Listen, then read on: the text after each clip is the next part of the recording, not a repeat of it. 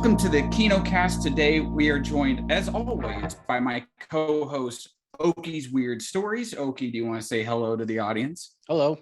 How you doing?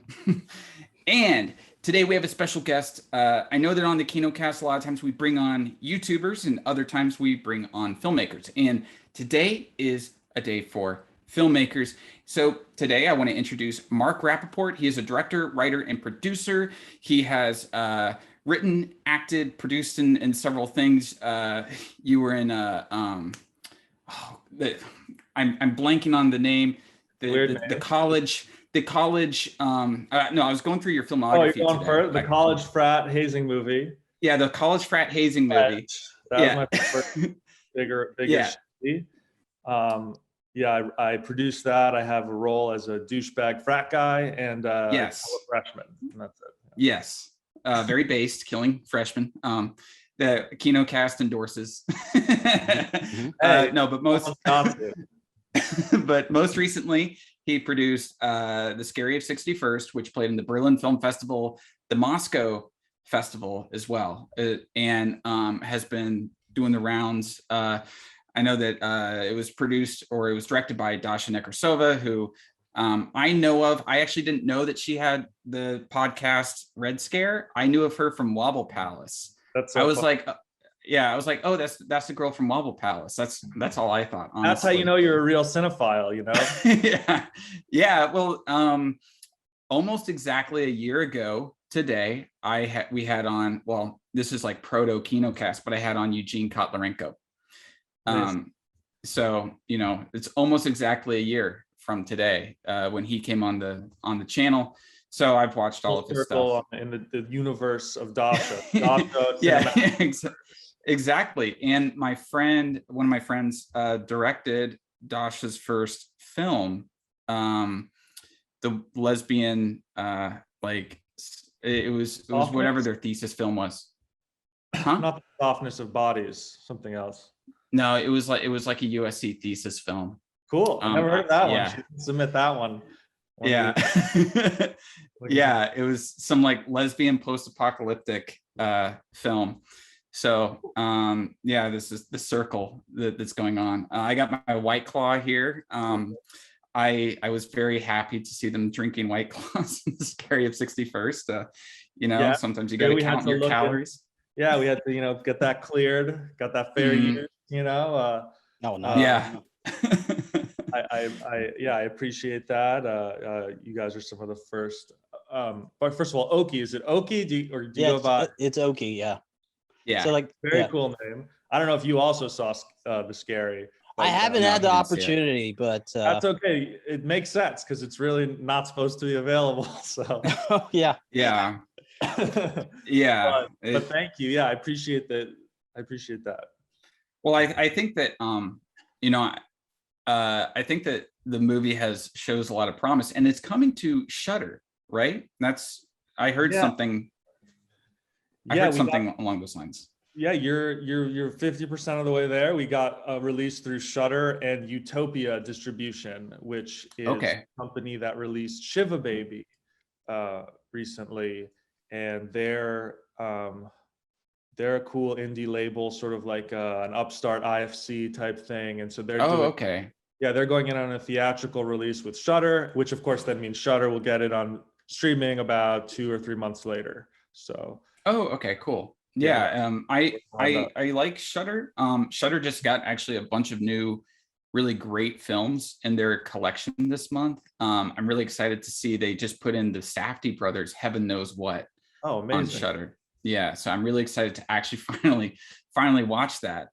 That's like the one Safdie brothers movie I haven't seen. And honestly, same. And it's cool that it's like, I guess like it's horror-y enough to be on the platform. I like how the definition of horror expands as we get. Yeah, yeah, exactly. Well, one great movie I saw I know that we have our film that we're going to talk about, but this is a more like casual podcast. We don't really, we kind of go all over the place.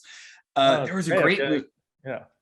There was a great movie I saw on Shudder a few months ago called One Cut of the Dead. Have you guys seen that one? No. Oh I my think you were talking gosh. about it. Yeah, tell us about it.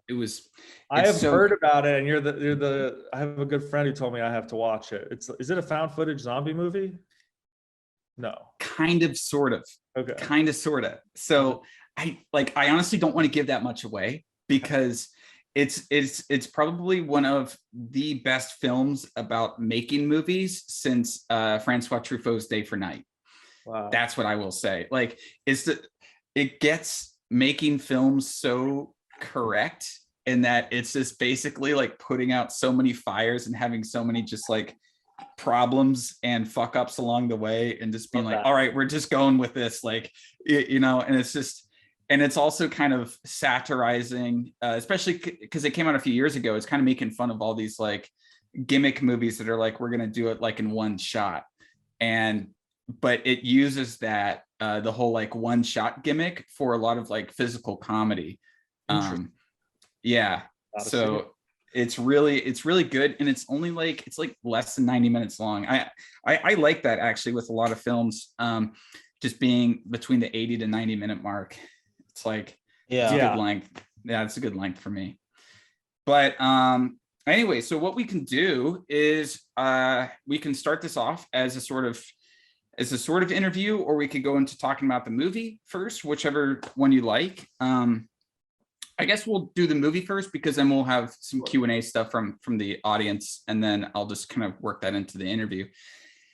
So I chose this movie for all of us to watch, White God. It's a Hungarian film from 2014. I saw this at Sundance back in 2014. I think it opened at the Cannes Film Festival. You went there? Yeah. I saw it at Sundance. And yeah, my old roommate was working at Sundance, so I was able to kind of sneak into some of the showings there back right when I got out of college. And yeah, so I saw White God, and it was like just one of those movies that like no one knew anything about. It was Hungarian, so it's not exactly like selling, every single seat, it wasn't one of the Oscar contender type of films.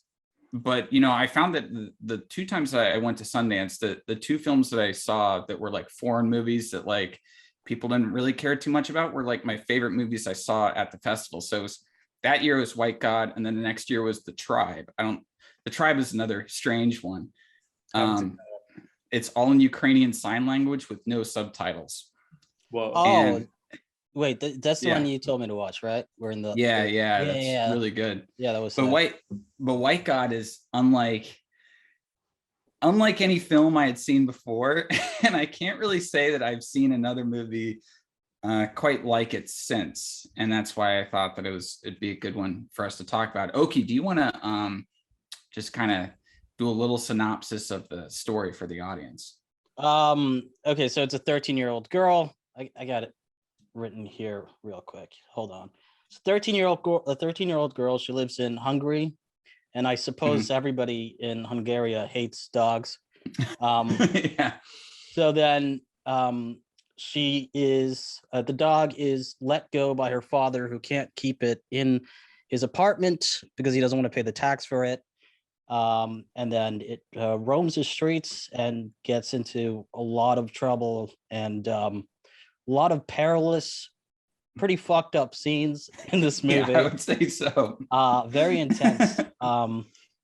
Yeah, no, it's great. At first I thought it was going to be like a Disney kind of movie, but very quickly I realized it's okay. It's pretty brutal. Yeah. What'd you think of it, Mark? Did it shock? Did any scenes particularly stand out to you?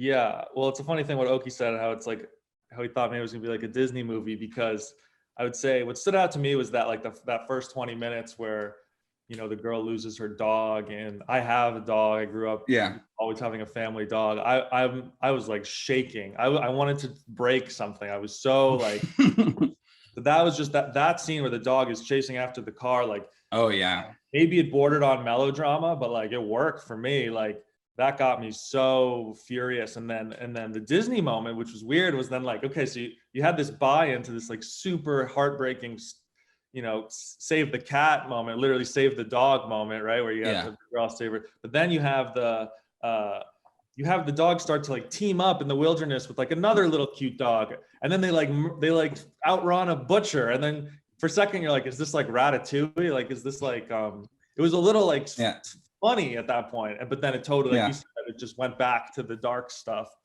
way more than you could have ever imagined. Yeah, there's so what happens is that some homeless guy catches the dog, he sells it to this other guy for, you know, and then the guy sells these dogs wholesale. Yeah. And he sells it to a fighter, and there's a pretty graphic dog fighting scene. Oh yeah. I just want to say that, you know, they say that none of the dogs were harmed, and as a result of the movie, all the dogs were actually they found homes for all the dogs that were in the film. That's what they claim. You know, that's what they claim.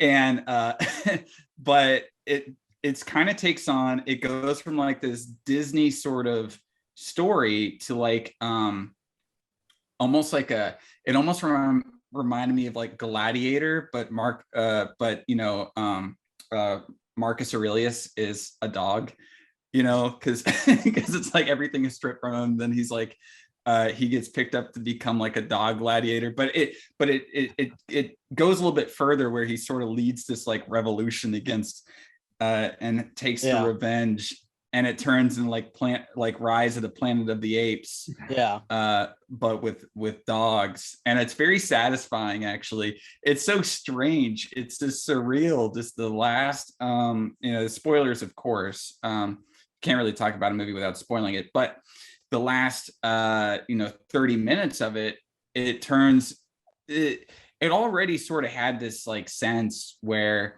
the dogs were more sentient than, you know, than maybe dogs are, like because he kind of like, the main dog thinks in like battle strategy. And I was like wondering what did the dog dog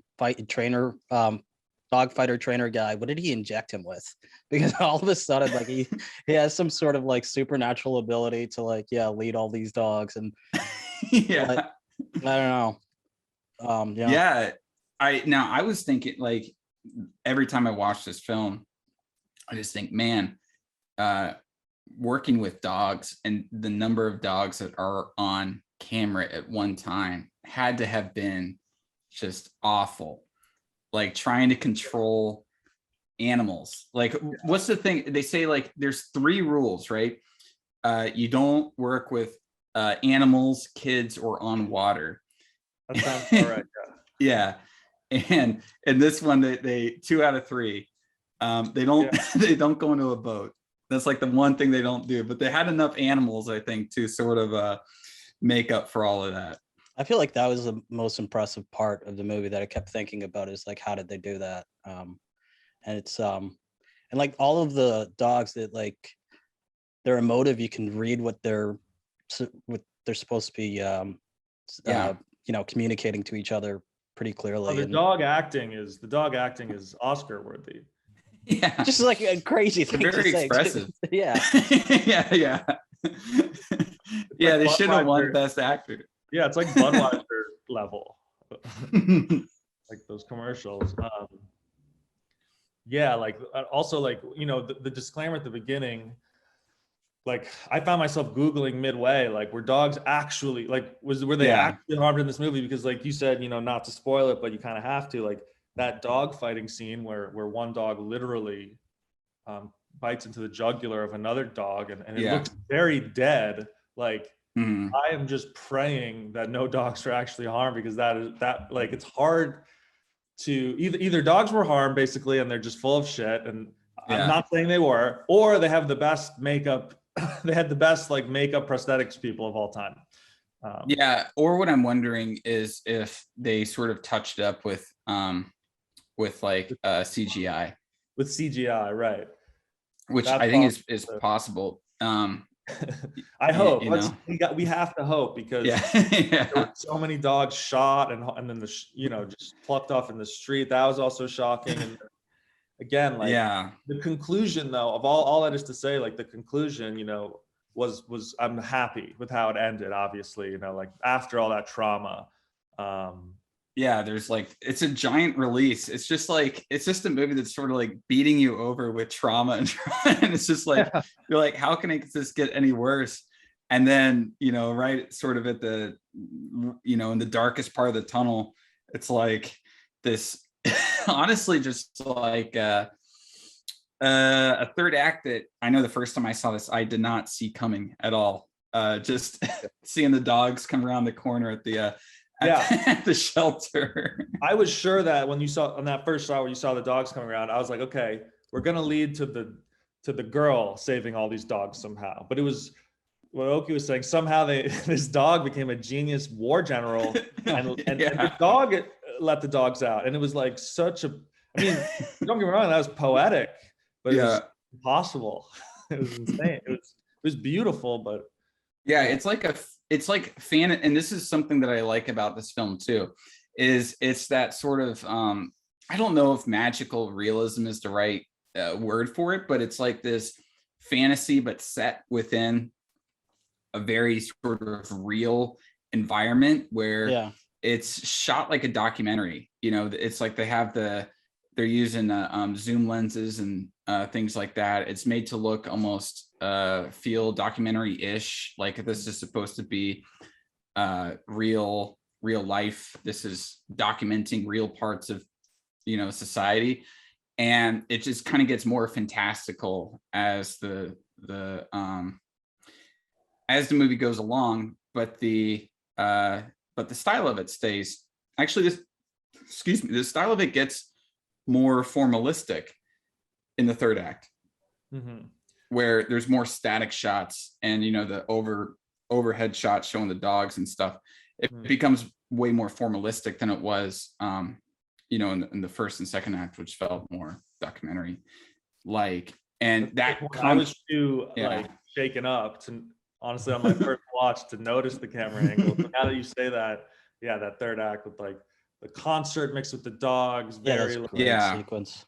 That was a beautiful, epic sequence. And then the dogs, I don't know, like even though like they're ripping out like jugulars and stuff, it was still really cute to see the dogs barking during the concert. I'm sorry, but it still was.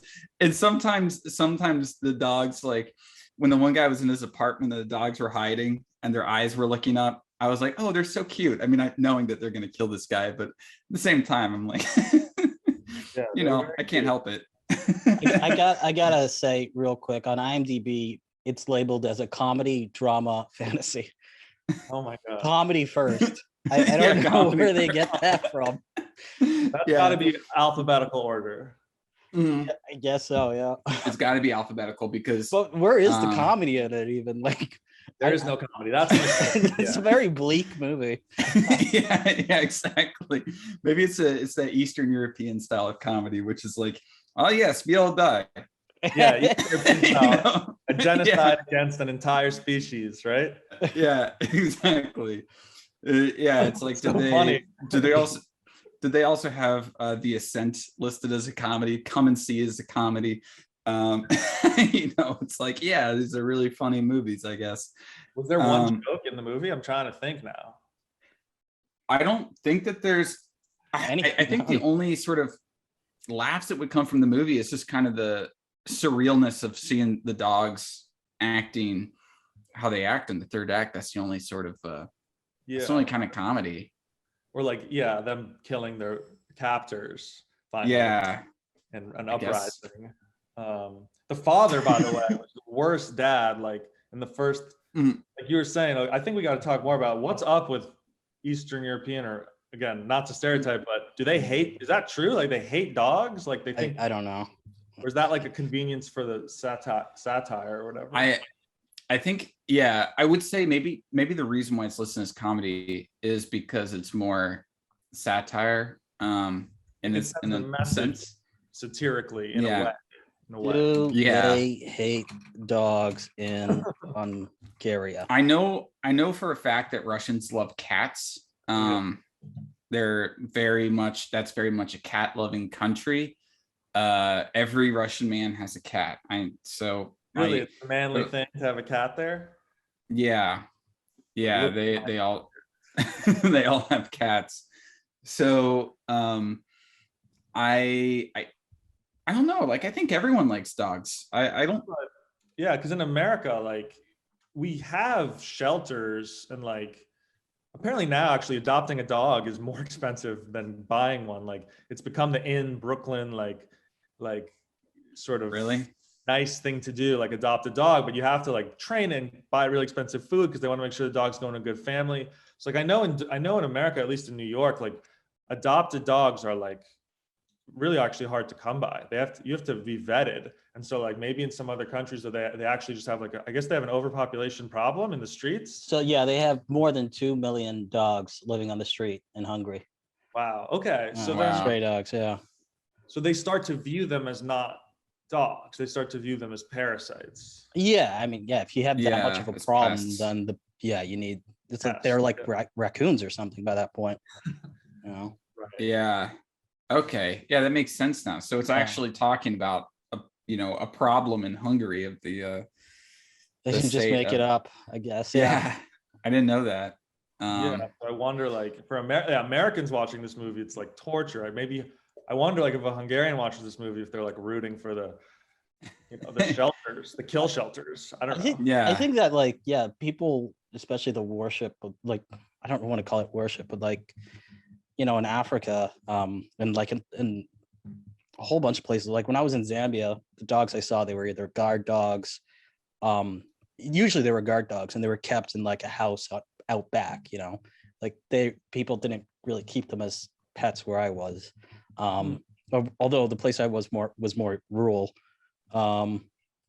So I think that the dog, like the love for dogs is very much a Western phenomena. And I think a lot of other first world countries. Right, because you need to have a certain level of comfort to be able to care about a dog, or else you're neglecting your child for like.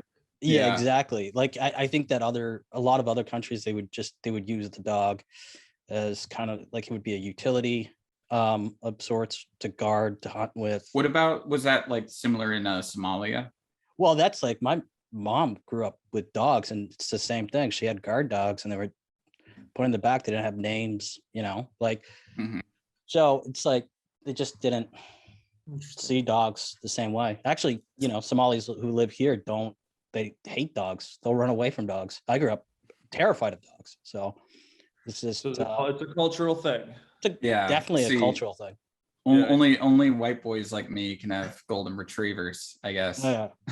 Golden retriever, the purest of all the breeds. I would also. I love gold. I have a golden, so of course. I would also assume. Sorry, I would also assume that like the family in the suburbs, the lawn, the picket fence, and the dog is kind of like a 1950s phenomena in America. I don't know how far back it goes that every family, cared for a dog. I think too, what dogs are in suburban America, urban America, whatever, in the West is, for one, they're a companion. Like you can't take that away. They're also kind of a security system. Even if the dog is a total coward, if someone is coming up to your house, they'll bark. Like, not my dog, not my family's dog. She'll lick. He will lick them. Yeah, well, that's my dog too. Actually, so a lady came over, older lady came over and to show me her black lab puppy yesterday.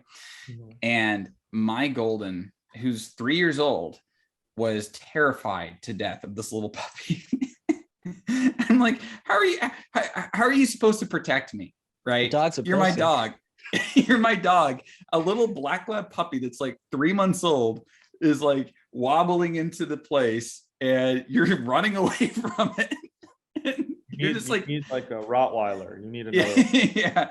Yeah, exactly. I'm like, come on, it's a puppy. Like, the puppy's not gonna hurt you. The puppy's just like, like jumping up and down and barking because he wants to play. It's not a threat. And you're like hiding behind my legs. Oh, great. If someone comes to rob me, I'll know exactly who's gonna protect me in this situation. No, but I think that it's like, I don't know, like people have just had this relationship with dogs for super long. And I think it goes beyond, I think it goes in America, I think it goes further than the 1950s white picket fences thing, because you have Jack London writing about man and a dog, stories. Like wolves.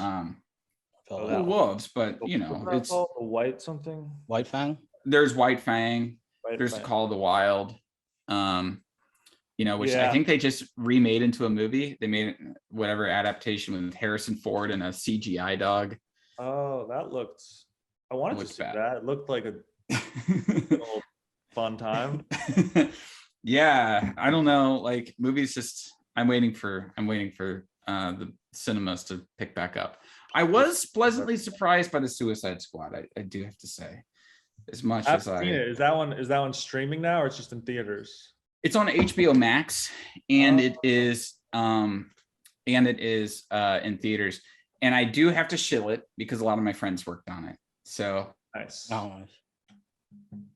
Fair enough. If my friends work on a film, I always shill their movies. My friend Harrison and his brother Harlan did the stunts work. So what my friend Harrison does is he has like a green screen room and with tons of different cameras. And he and his brothers, they were the war boys in Mad Max Fury Road. And they will do all the stunts before, and he renders it into Unreal Engine and then edits it basically. So that's like what his company does. So when like a movie has to shoot action scenes, he does all of that before in Unreal Engine and then gives it to the cinematographer. And they essentially just they're like, okay, we have to shoot this shot for like 39 frames or something like that. Studio. He has like a studio space. Yeah, he's like so he has like a studio space. But his brother was the stuntman, or his brothers were some of the stuntmen in the film. His dad was a second unit director. Cool. So everything that he works on is like a big family project. So nice. They've worked on the Mad Max films, the original Suicide Squad, of course, Ghost in the Shell. They've worked on a lot. They've worked on a lot of stuff. He does some really cool Triple Frontier, that Netflix movie that came out a few years ago. He told me some stories about about some funny stories about some of the eccentric actors in there. And one of the actors, I won't name who, I guess at the hotel, had some sort of phobia of whatever he thought that the hotel was putting into its air, the chemicals. So he would only sleep naked on like the hotel balcony each night. Very valid. Yeah. And you gotta say who that was, though. You gotta say. I'll say it after. I don't want to say it publicly. Actually, you know what? I'll put it in the chat here. But you guys can't say the name. Say it. Okay. Oh. Okay. I would have guessed. That's interesting. Yeah. Yeah, that was. I've thought that there's been like he thought chemicals were coming out of the like AC, or did he think there was like carbon monoxide poisoning? No, I think it was like in the mattress, or it was something like that. It's been a couple years since Harrison has regaled this story to me. It's been about 2 years. But get this, and this is, I guess we can go into our filmmaking talk now. I just want to share this story because I thought this was probably one of the most amazing filmmaking stories I think I ever heard. Harrison's dad, Guy Norris, was the second unit director on Lord of the Rings, Fellowship of the Ring.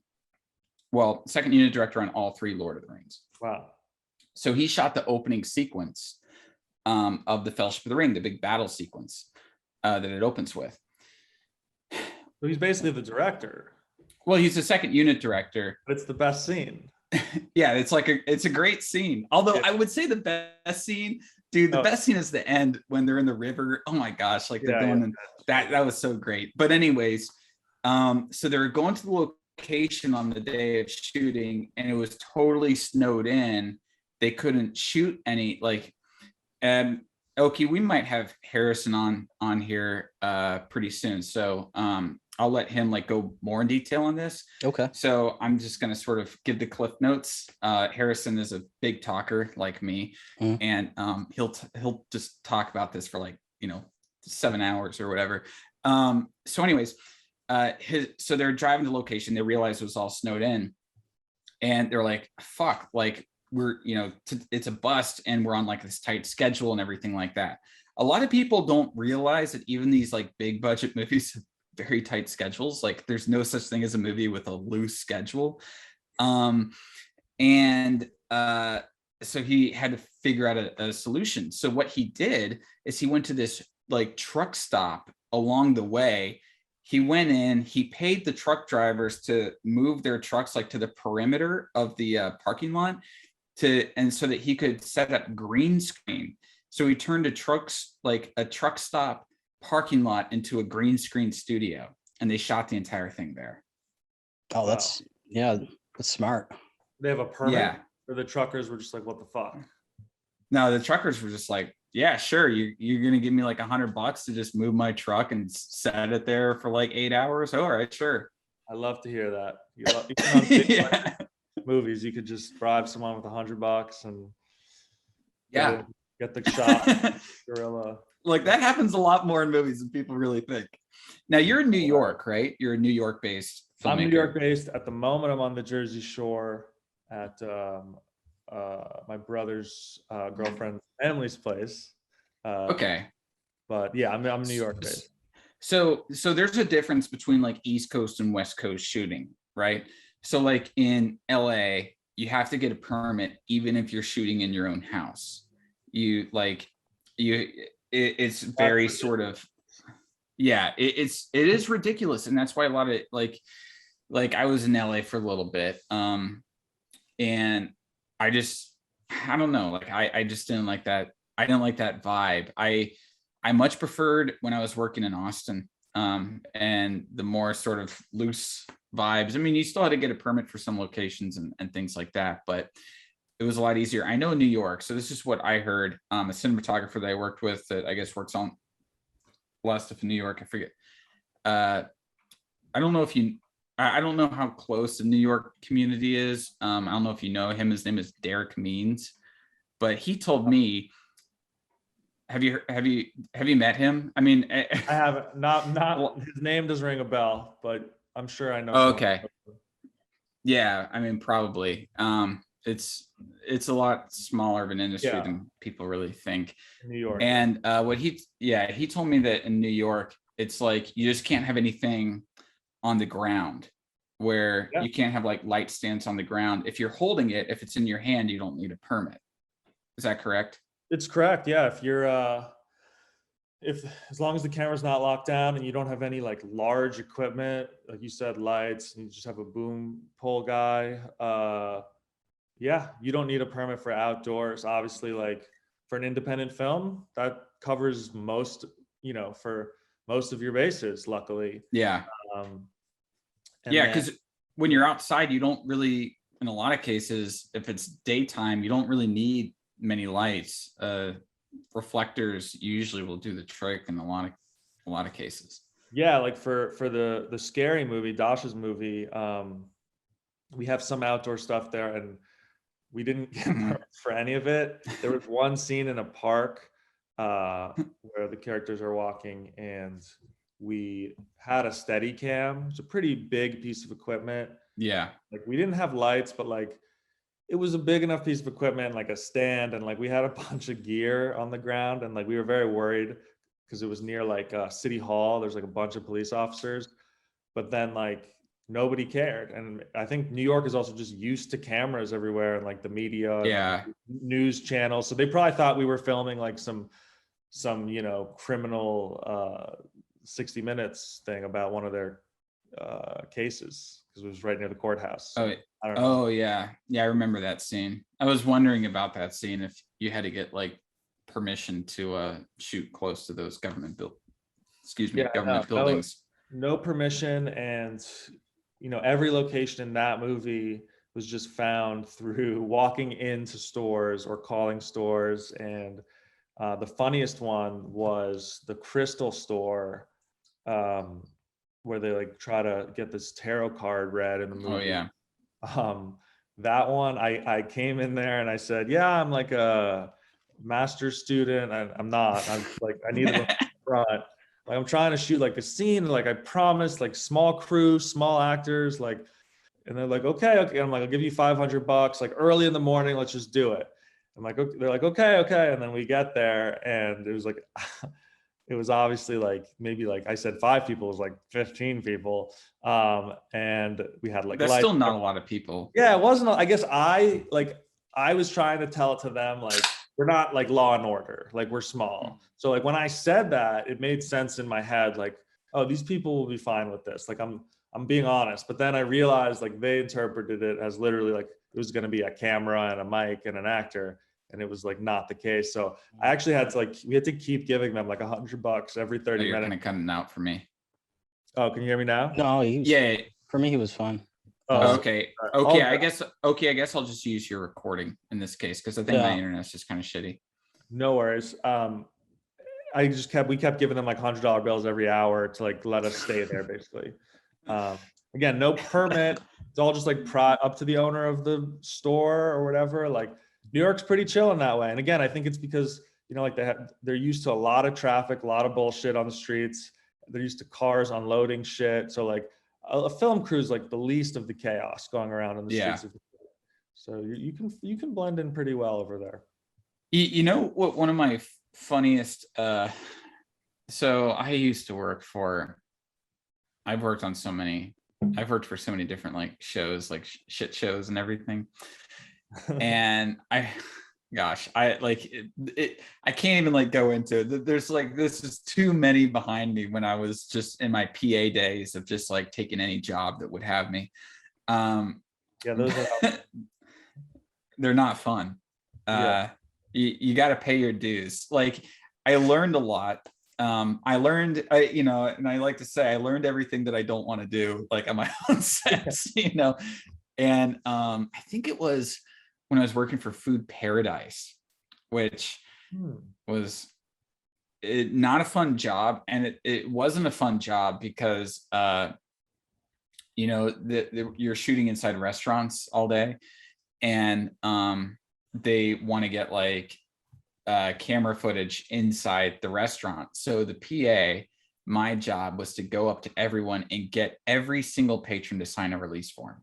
Terrible. And have to explain to them. And of course you get the conspiracy like retards who are just like, government's gonna be tracking me and blah blah blah blah blah. Like almost every single bad experience I had as a PA in those days was trying to get people to I had people threaten to kill me actually when I was getting them to sign just to sign release forms. I'm like, look, this you're probably not even gonna make it into the show. Look, it's just like, it's basically filler content for the Food Network. Like, this isn't anything that like you have to be worried about. This is just for people to turn on when there's literally nothing on TV. Right. Well, what's in it for them? Nothing, right? They don't get any producers off. Yeah, they don't get. Well, of course they get nothing. However, so I was working for the Food Network, and we were working in Austin, and I had just come off of working at Troublemaker Studios, which was a really great experience. I was working on that show, Rebel Without a Crew. The Robert Rodriguez show is for his El Rey network. Oh, and cool. So it was that was a really fun experience. And I was like, blah blah blah. But the week after, I started working on this Food Paradise, and it sucked. It was a shit show. But anyways, I was talking to them because they had just been shooting in New York. And they were like, yeah, we just like park anywhere.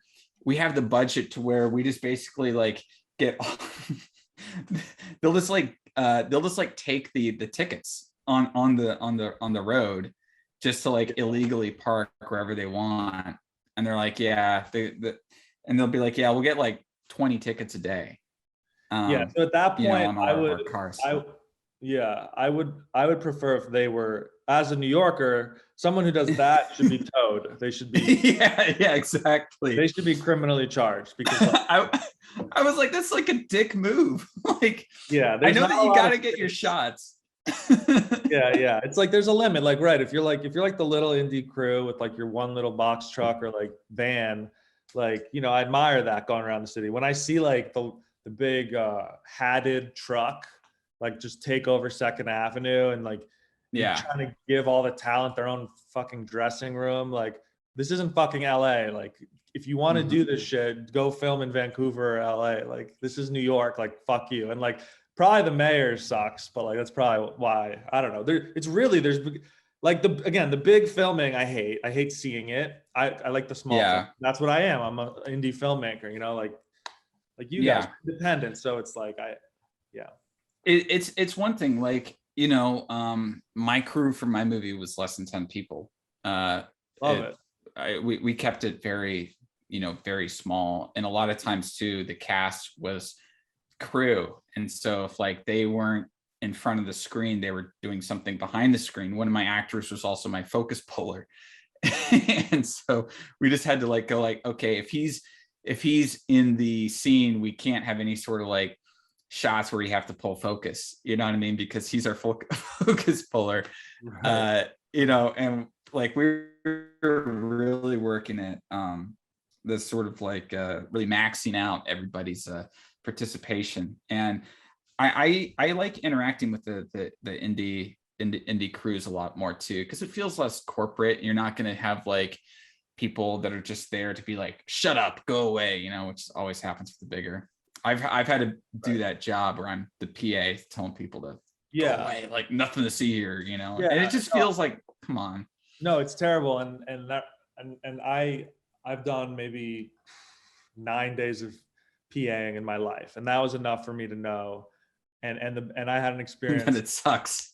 Yeah, that it sucks, and that it's like again, like if you have the permits and you're paying the city a bunch of money, great. You should shoot whatever the fuck you want. I just personally like, I'm still annoyed by it. But when I was a PA on this movie that actually just recently came out, horror movie with really bad reviews.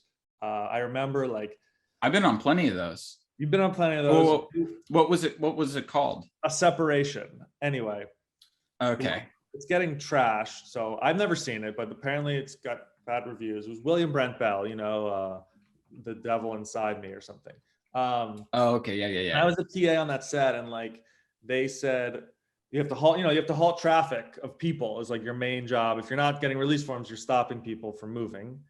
And yeah, they, you know, like there was the big scene going on, and they wanted to stop all the traffic, and it was raining. And, you know, I would be bad at, I would let people go sometimes anyway, but then there was a pregnant woman or a woman and her baby, and it was raining.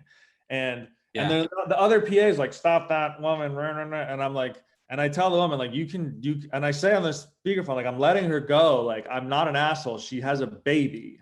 Like, this dumb shot is not like, by the way, probably a terrible shot. It looked really stupid, but like, it was definitely not worth like ruining a woman and her baby's day. And so it's like, for me, when things like that happen, it's like, you got to have humanity above, you know, filmmaking should be, you know, humanity. Like we're making moments, and like, we're trying to get to the truth of mankind. And it's like, you don't have to be a dick. Yeah. Basically. Dick, and you're missing the whole point of making stories, I think. And, it's like, let me just let like everyone around me just think that I'm the biggest asshole in the world, and I'm going to make this movie that purports to, you know, make people empathize with what I've created. But in reality, I'm just like this vacuous dickhead. Yeah. I mean, look, one thing to get sorry, go on. Tackle the woman with the baby. I was going to say, but yeah, go on. Yeah. I let her go. Yeah. And then the like lead producer like tackles her and like, what the fuck, Mark? And I'm just like, but yeah, no, look, I mean, like, it's one thing to like fight with your crew. Like unfortunately I've done that like once or twice, but you know, they're there to actually make the movie, but it's like, you know, people just trying to go about their day. Like, Yeah. It's like the army. It's like, It's- yeah, they're not in your battalion. Like, they're civilian. They're just a civilian casualty. Let them go. Like, Yeah, I had that happen. I was walking around Paris a couple years ago, and this they were filming some TV show or something like that. And this young PA comes up to me and she goes, arrêtez s'il vous plaît. And I could see how she just was like so tired of saying that exact same phrase, like over and over again. I told her, I was like, you don't have to worry about me. Like, I'll help you out with just stopping this. Like, I felt so bad for it because that was like the one job that I hated the most. As a PA, I was telling people like they had to stop. They couldn't go forward. And that was the one time that I was on the other side of it. And I was like, oh my gosh, like, I just feel so much pity. Like, it's awful. I hated doing that. Actually, so I PA'd on a lot of pretty bad movies. And a few Steven Seagal movies, a few Jean-Claude Van Damme films. In almost every case, I told them not to put me in the credits because I just didn't want to have my IMDb filled with, the best action stars of all time. Yeah. And I was the key PA on this film that came out a year ago or so, maybe a little less than a year ago, but it had been just sort of sitting for like years. It was shot years ago. It's called Arkansas. And I heard is that the one with someone famous in it? Yeah, so it was with Liam Hemsworth, John Malkovich, Vince Vaughn. Yeah. And it was made by the guy Clark Duke. He was in The Office, and he was yes, in I read Time about this Machine. movie. Yeah, so I was a key PA on that. Cool. Eden Brolin was in it, and she flirted with me. So I can say that Josh Brolin's daughter flirted with me on set. Oh yeah, nowadays it's not called flirting; it's called being Me Too'd, and so you should. Oh, yeah, exactly. Look, I'm an old-fashioned guy. You know what? That's your claim to fame right now. You could just Me Too her. Yeah, I can Me Too her. No, I was honestly flattered. She was super nice to me. Like, she was super sweet. We had a fun exchange, and it was very innocent. It was but it was very flattering. You can tell us, did she tell you to take your shirt off? No. It was okay. We're here for you. It was G rated. It was G rated. It was like something out of a Disney film. Okay. But no, she was super sweet. But I don't know. I honestly don't even know who she is. She's an actress. She's Josh Brolin's daughter. And she's an actress. And she's an actress. She's been in a few things. But one of my main jobs was essentially keeping the 12-year-olds away from Liam Hemsworth. He was down here with Miley Cyrus, and you can imagine every teenage girl wanted to see him and Miley. Of course. That was an awful job. And one of the things that just made it worse is he would tell me, it's like, I really feel bad every time you turn away these girls, but they were trying to get pictures with him while he was shooting a scene. Did they film in Arkansas? No, they filmed in Alabama. I mean, I don't want to say close enough, but close enough. I mean, so they filmed in Mobile, the Mobile area. The thing about the South, right? So the only movies that I know that like were actually filmed in Arkansas were like the Jeff Nichols films. Like, I think Take Shelter was actually filmed in Tennessee, but Mud was filmed in Arkansas. So was what was his first movie? Shotgun Stories. Shotgun Stories. That was filmed in Arkansas. So he has several films that were filmed in Arkansas. That's the only director I know of who actually films in that state. Interesting. Everyone else. Sorry, go ahead. No. People, if something takes place in the South, generally they'll film in Alabama because Alabama has a bunch of tax credits. Oh, okay. Arkansas should get in on that. I'm wondering though, because when I remember seeing that movie and I'm like, oh, this looks actually pretty good. You're saying though it sat around unfinished? Yeah. Well, they finished it. Like, the thing is that the movie didn't really require that much like CGI or anything. It was a pretty straightforward Coen Brothers light kind of film, I would say. It like one of the producers had me read the script before I started it, and asked me what I thought of it. And I was like, yeah, it's a solid 6. I mean, like, I'm gonna be honest, like he asked me what I thought of it, and I'm kind of blunt. That's the rating it has on IMDb. Look, you were spot on. Yeah, I was spot on. Yeah, I was like, it's a solid 6. Like, you could work for the Blacklist. Yeah, if only. You know what? I blame Ralph the movie maker for me not working for the Blacklist. Can I ask you, does that work? Did the screen writing contest work, like the Blacklist? Or I think that, like, yeah, the Blacklist isn't necessarily a contest, but it's like what, like, yes, it works. I have experience with this. So I used to, when I wasn't, making prolific content and constantly uploading on YouTube like I do now. Which I think the last video I've made was over a month ago. No, but I used to work as a script doctor. So I would have writers send me scripts, and I would work with them, kind of going through scene by scene, being like, let's punch this up. You got to take this out. And that's actually like, no, I won't go into that. But I worked as a script doctor, and I worked on a lot of scripts. And I remember one of the scripts that I worked on that I really punched up, I put a lot of time into, got put on the Blacklist. It got to the top of the Blacklist. And, and then the writer had David Fincher's people contacting him, Reese Witherspoon calling him. He got meetings with Warner Brothers and with Fox, and the script ended up going nowhere. So, but that's Hollywood, right? Like, yeah, that's Hollywood. Because from what I understand about it, there is like the annual Blacklist where they gather all of the best scripts that are floating around, but then there's also just a website it's where you can submit for a review, and like anybody can do that, right? It's really iffy. It's a really iffy website, though. I gotta say this because I've put some scripts on there because I wanted to get feedback, right? Mm-hmm.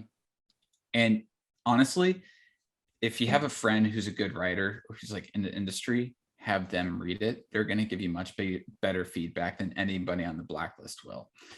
The way that you can become a writer on the Blacklist is if you have some experience, basically screening screenplays at some studio. So if you worked as an intern somewhere, you can be a reviewer for the Blacklist. Yeah, so it's not really. So yeah, and the ratings work, but Hollywood is broken, is what you're saying. I mean, Hollywood's been broken for a while. Like, come on. Like, we all know that. Like, they're just pumping out the same generic shit for the last 10 years. That's the problem, though. It's like people write great original screenplays and expect Hollywood to pick them up, or even if they're adapted, it's like, from what? If it's not something Hollywood owns or wants to buy. So like, I don't know. I hate those stories. Obviously, we all hate, because it's like you want to just tell that person, write a cheaper script or shoot it indie, and then they wasted 10 years trying to get it made. Yeah. When the thing is too is like with Hollywood and with shooting things indie, you don't really like to shoot your very first movie. You don't really need a whole lot of money, because like the big thing is just sort of learning a lot of the stuff that you have to do. But the other side of this is that are you a fan of the Duplass brothers, like Mark Duplass and Jay Duplass? I like them as people. I know some of their work. I like their hustle, like, and what they stand for sure. Yeah, exactly. So Mark Duplass said at a conference or at a speech at South by Southwest, he said, like, don't expect the chivalry to show up, because it's not going to. Right. And it's like, except if you're me, Mark Duplass, then they show up. Yeah, exactly. You have to make, and it was Christopher McQuarrie, the writer, he wrote Usual Suspects, and he's been directing Mission Impossible films and things like that. But he also said something that I thought was very interesting, that I think is a good way to see the movie industry if you want to become a filmmaker, and that is that you shouldn't see it as this industry that you have to get into. Like, you shouldn't see it like, oh, I want to, it's like, oh, I want to become the CEO of Target or something like that. You have to look at it like, I'm going to start up my own small business, and I'm going to put out something that only I can put out, and I'm going to compete with the other guys. And at some point I will be accepted as being as as being as big as these other corporations are. There are crossovers, right? Because a good indie filmmaker will eventually get like a backdoor studio deal, but it's still an indie film. Yeah, which is what Sundance is, right? It's all those like backdoor studio films. What exactly is a backdoor studio film? What does that mean? When I say that, I mean like, you're an independent filmmaker. Hey, Mark, you can say. Yeah, I mean, like, please add to this, because I'm sure as well. Like, if you're making an independent film, basically without a studio fronting it, fronting the money, which means they'll also be basically committing to a theatrical release, which is like most of the big blockbusters. If you're not that, it's not like you're just tied up with your own independent money. There's also producers and production companies who have some financing deals through these studios, and so like they still will make indie films through their like first look deal with these studios, or they might have a financing deal with Netflix. And again, Netflix I would consider a big studio at this point. So it's like you could start out sort of like it's like big indie, and then so the studio basically, they're not saying we're gonna put you in theaters, but like there could be some of the same backing, and they have their eye on you, and they're hoping to make a big run with it, and maybe they have the first right to buy it. I don't know. It's right. It could be one of a million setups with an independent. Yeah, it depends on the movie, but it's really telling that when you go to Sundance, I've been to Sundance a few times to see the movies, and because some of my friends work there, or I had friends who had movies in Sundance. Another friend who's going to be on the Kinokast soon is a cinematographer named Christian Zuniga. Cool. And he was a cinematographer of a Sundance film that came out last year called Beast. I know the producer, Jim. Oh, okay. So Jim Cummings, right? Did he produce it? Yeah. I know his company did. Matt Miller, Jim Cummings. Yeah. As I said, like this isn't a very big, very big industry, especially in the indie sphere. I was a film loader for Christian a couple of years ago. Nice. Yeah, so I was shooting on his Auton XTR. I was loading 16 millimeter film for him. Hey, that's what we shot Scary on. Really, was the Auton. Auton, yeah. Yeah, that's a great camera. So I shot my movie on the Arri 416, which is just like, I don't know how there wasn't like copyright issues between that and the Auton. It's almost the exact same. Yeah, they seem interchangeable from what I can tell. Yeah, like I have personally, just as a personal camera, I have an Arri SR3 just to shoot like music videos and small stuff like that, just because the camera is a little bit too loud to shoot. It would cause sound issues if I wanted to shoot a feature. But the Auton and the Arri 416 are pretty quiet cameras. But yeah, Christian Zuniga, he's a cinematographer. His film was in Sundance. But see, the thing was with Beast is that it was produced by Alec Baldwin. That was another one of the producers. Oh, right. That'll help. Right. So like, yeah, it helps to have that name attached, or you're not a studio movie, but like you're gonna go and then there's the Sundance effect, where it's like, right, like maybe you're not like getting your movie bought by like a major studio, but like if you have a celebrity in it or producing it, your likelihood of getting into Sundance goes up. It still has to be a good movie, but your likelihood goes up. I would even say that it doesn't have, like, I would even say it doesn't have to be a good movie. I saw so many shitty movies at Sundance. Yeah, I didn't want to say it, but yeah. Yeah, it's true. Good. Yeah, I heard that. Yeah. I heard this. I don't know if I'm getting the numbers exactly right, but so when Kevin Smith and like Tarantino started, like Kevin Smith, I think was at the first Sundance, and there was like 150 directors at that that submitted movies. So the chance of getting your movie selected was pretty much, it was you submit it, it's going to be shown. But now you have so many people submitting movies that it's like less than 1% chance that your movie will be. I don't think Clerks was at the first Sundance, because Slacker was a Sundance movie and so was Metropolitan, and didn't those come out before Clerks? Yeah, so this is something that I heard a long time ago. So it's maybe that it was just like an earlier Sundance, but it was like, I think Definitely he said something. yeah. He was saying that there was such a marginal number of, like, the competition was so much slimmer like than it is now, where it seems like the chance of like having your movie shown there or any big festival is the chance of you having your movie shown at Sundance is directly proportional to the amount of Alec Baldwins you have producing it. yeah. Yeah.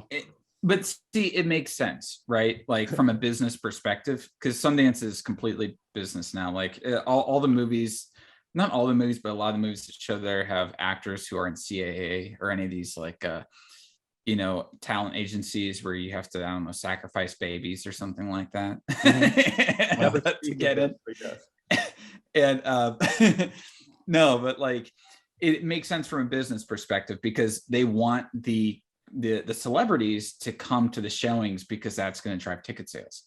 Like it always made sense to me. I'm like, because even when I was just there at Sundance, just hanging out with my friends, like my friends who were volunteering, or actually they're being paid by Sundance. So I was just kind of hanging out with them and chilling at this, doing all this kind of stuff.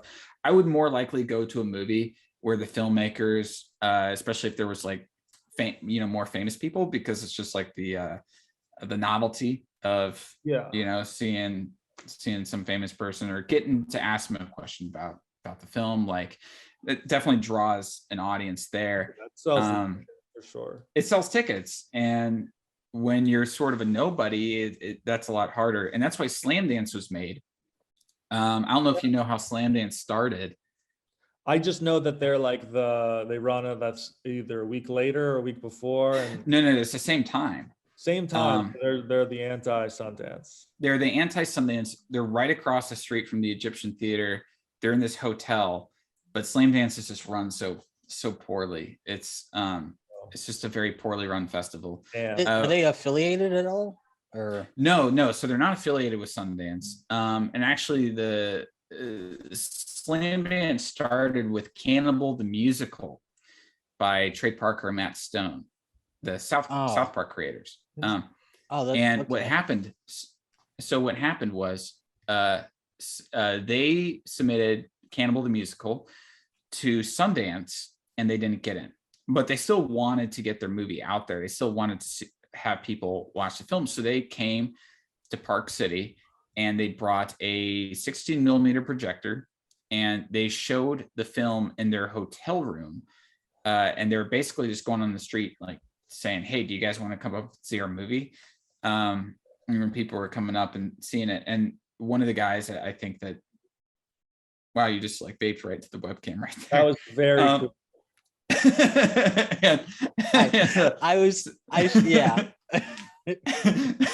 I should have done it this way, but yeah.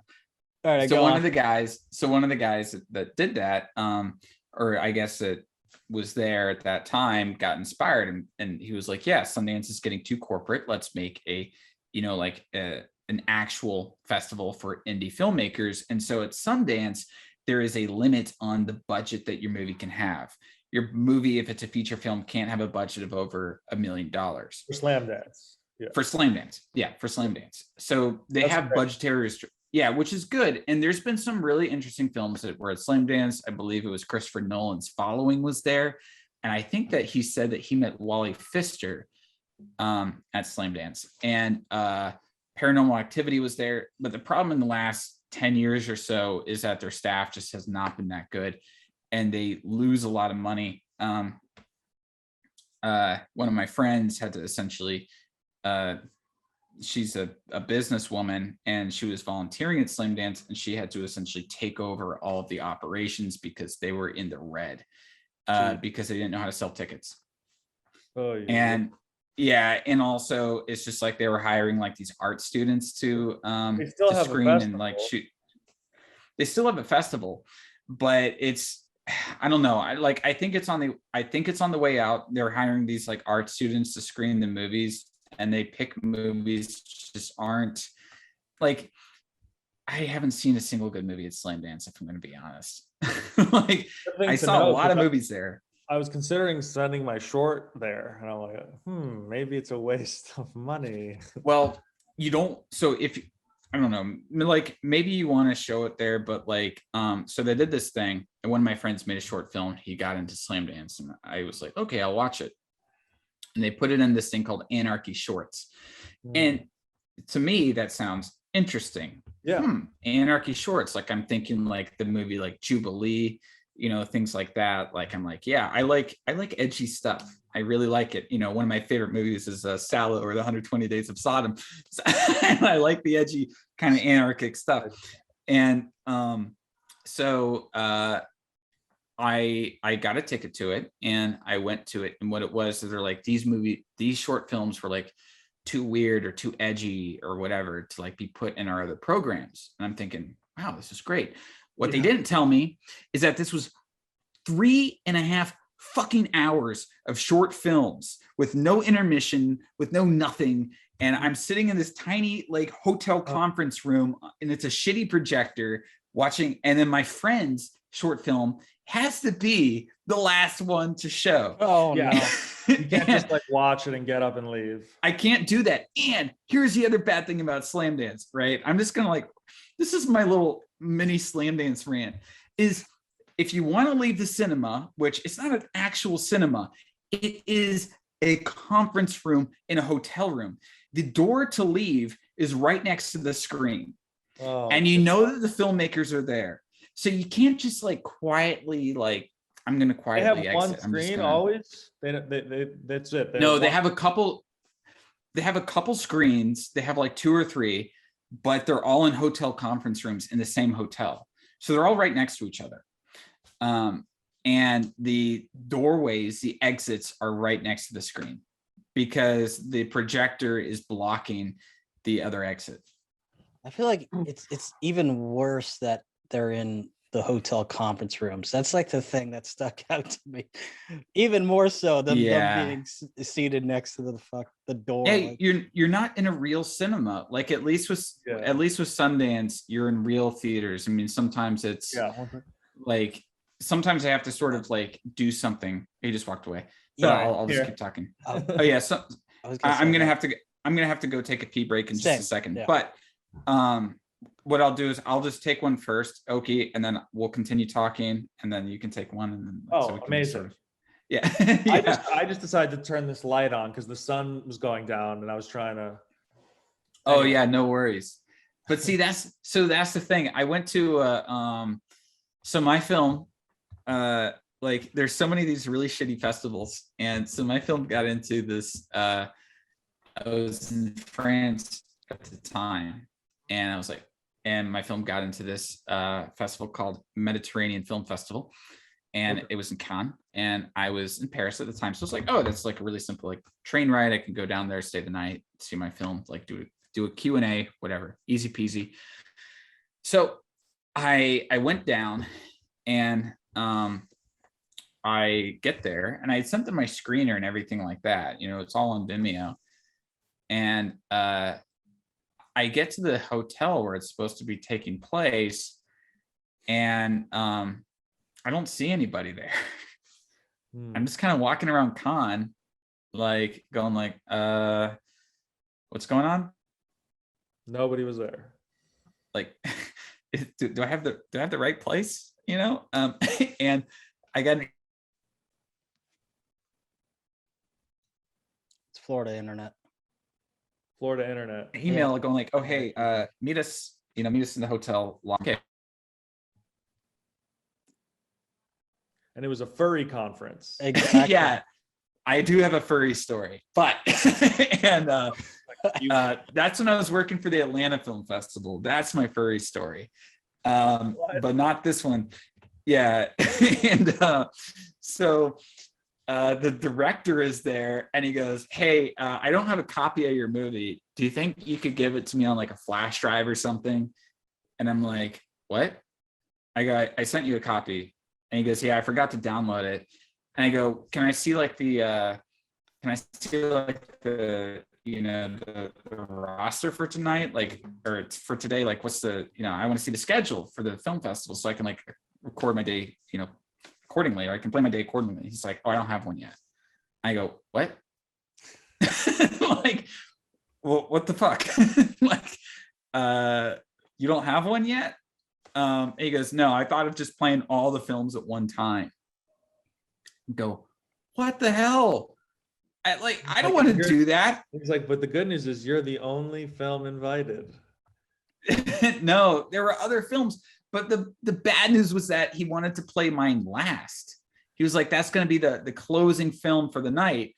Oh yeah, so people are definitely going to sit in the same. It was a larger hotel conference room than Slamdance has. I do have to give them that. But people are not going to sit in the same conference room for 7 hours to watch a whole bunch of short films and, and feature films and everything like that all at once. People don't want to marathon that. So by the time it actually got to my movie, there was like 5 people left, and all the awards were based on audience voting, right? So they just voted for the first movie. Yeah, like, and then announced and went to Cannes. And I was just like, what the hell? Like, and the first movie sucked. I just want to say that. I was watching these, I was like, oh, these are so terrible. Like, how did this even get made?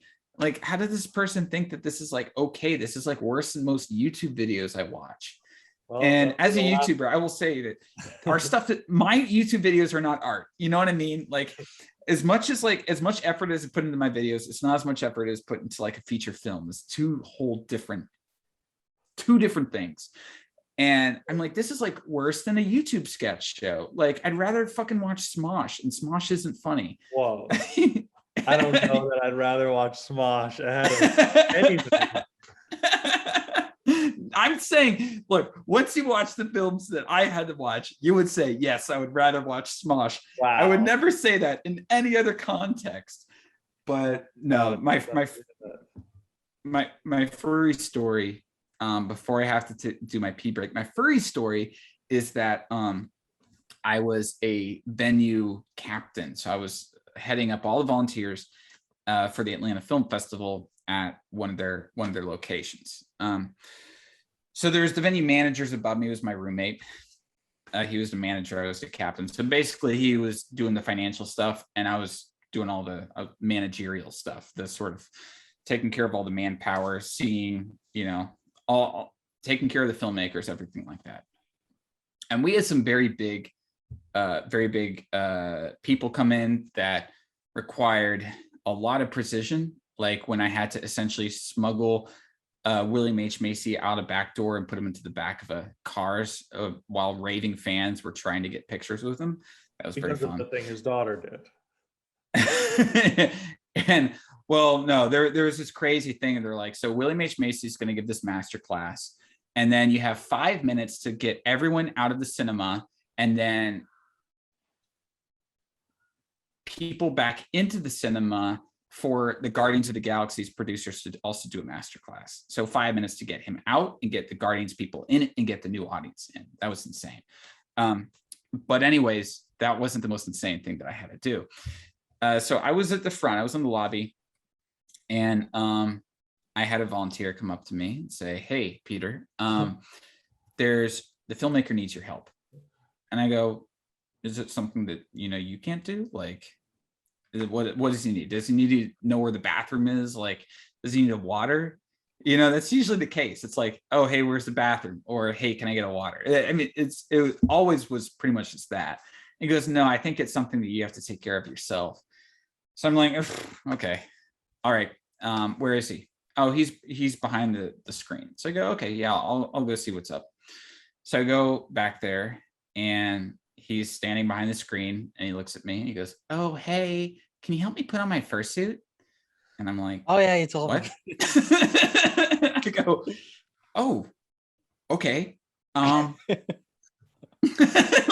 I'm just like stunned. I'm like, was not expecting this. And I realized, oh yeah, the movie's Personas, that documentary about furries. Oh, yeah. And he's like, yeah, I really want to present the movie as my persona. And I go, okay, Good for him. all right. Where do I and I was just like holding the pieces of his fursuit. I'm like, I don't, where do I put this? Do I just put this on your head? Just like, oh, okay. So this tail, do I have to do anything special with this? Like, I was super awkward like, about it. That's not a tail.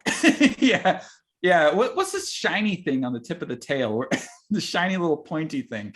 I'm happy to hear that you didn't. I thought you were going to say that he wanted you to pick up his poop like a dog. Yeah. Like a poop Well, bag. thankfully he's not a crinkler. Yeah, he wasn't wearing a diaper. Yeah, I didn't yeah. want to know that that's a thing. That Yeah, is so that is a a thing. Is that So they're- related to furry or a separate Mhm. fetish? It's related. It's within the furry community that they. Yeah. They do pick up each other's poop in the park, in the playground. No. They No, wear no, diapers. they wear and diapers. They shit in their pants, and then they leave So their. romantic. Yeah, and Yeah. then they leave their soiled And- diapers in the trash at these convention centers. And then other furries will quote unquote snoof them. That's bioterrorism. Yes, it is. You should watch our friend's video, Internet Historian, about rainforest. Oh, I've heard of the internet historian. Okay, He's great. Yeah. Yeah, he's great. I'll He's check it great. out. Yeah. Rainforest. One of them was taking these soiled diapers and putting them on the cars in the parking lot.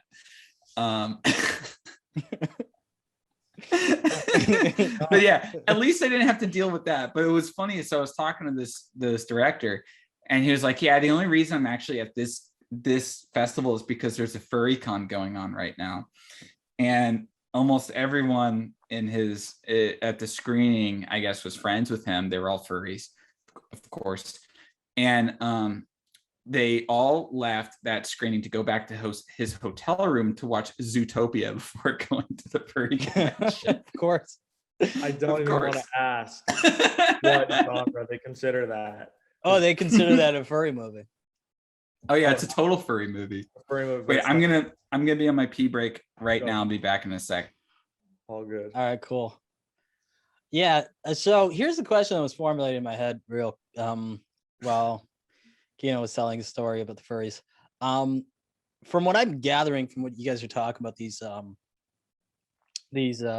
what's it called, like Slam Dance and these festivals, there's such a deluge of short films and features, and I think it goes back to what I was talking about earlier, where like when these festivals started, like in the 90s, it was way more easier to get your stuff shown.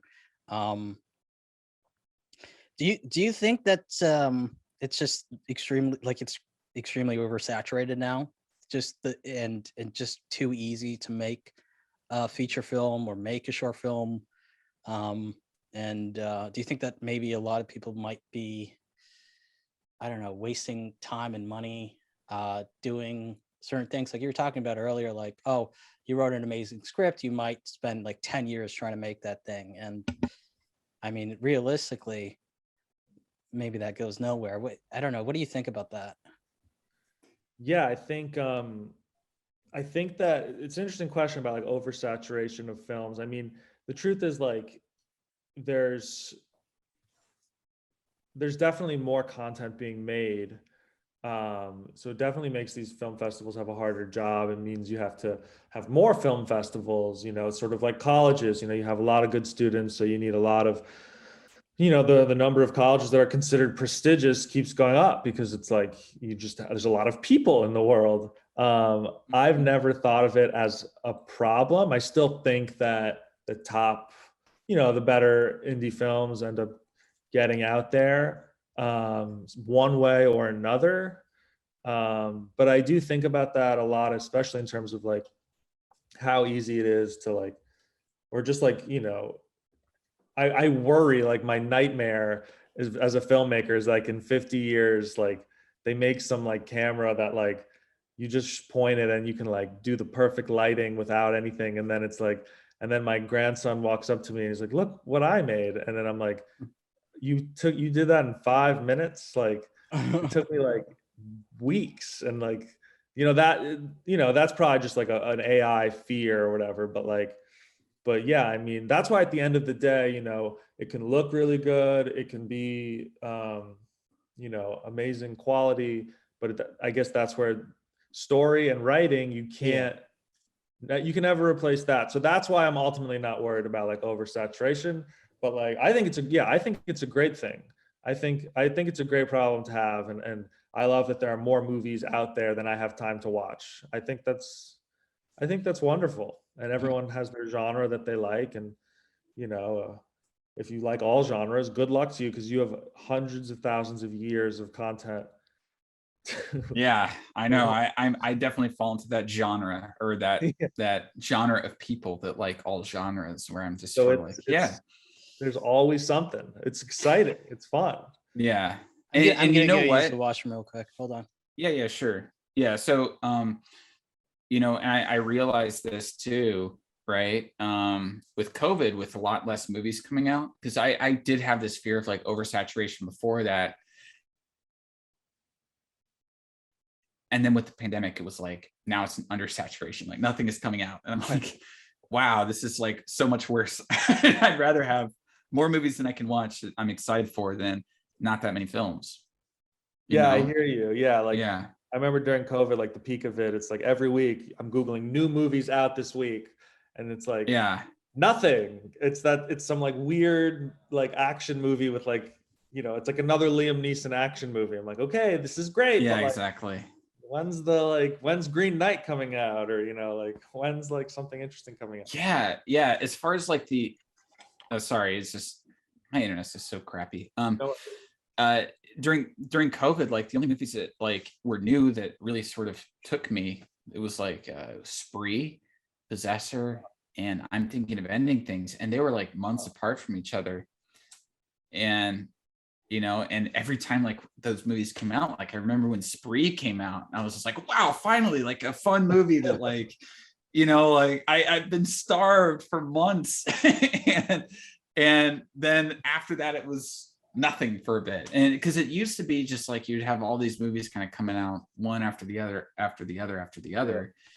And you know, and so you're starved of content. But I think it's actually good too, because as a filmmaker, and I think that both you and I understand this, is that you can't get better unless you do something.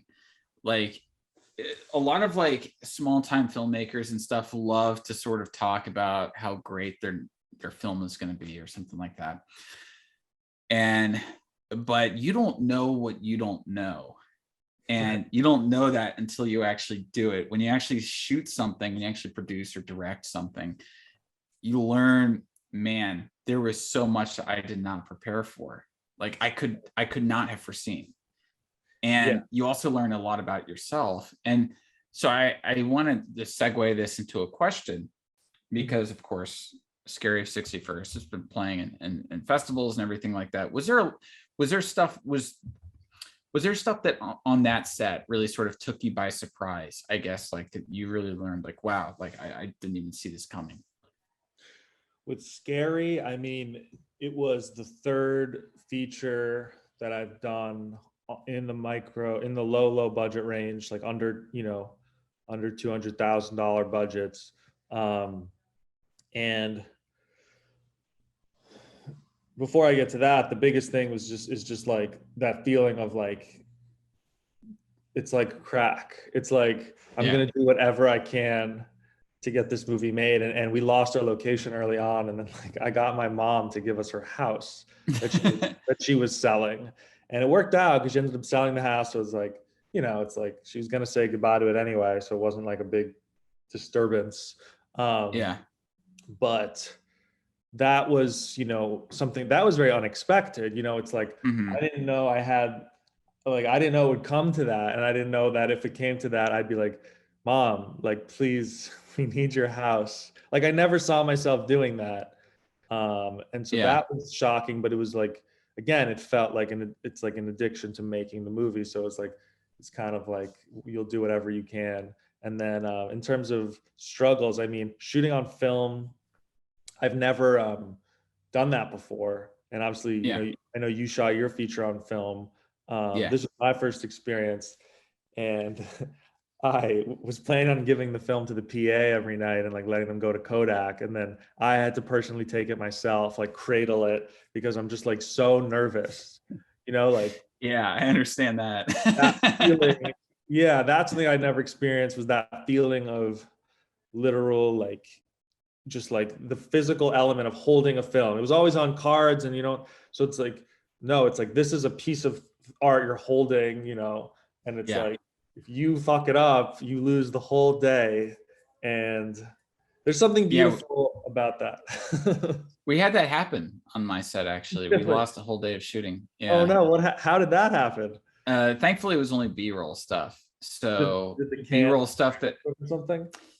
yeah, so what happened was we were shooting the B-roll, and then the film loader, when he was taking it out of the camera. Now, I think we used less than 50 rolls for my entire Okay, film, that's pretty you good. know? Yeah, so but this was like a whole roll just of like B-roll that we were shooting. You know, it was like our final day, or it was like a weekend where it's basically just like me and a skeleton crew went out to just shoot a bunch of B-roll. But thankfully, I made the decision, I think it was the right decision, to not include this whole sequence that we were kind of doing B-roll for.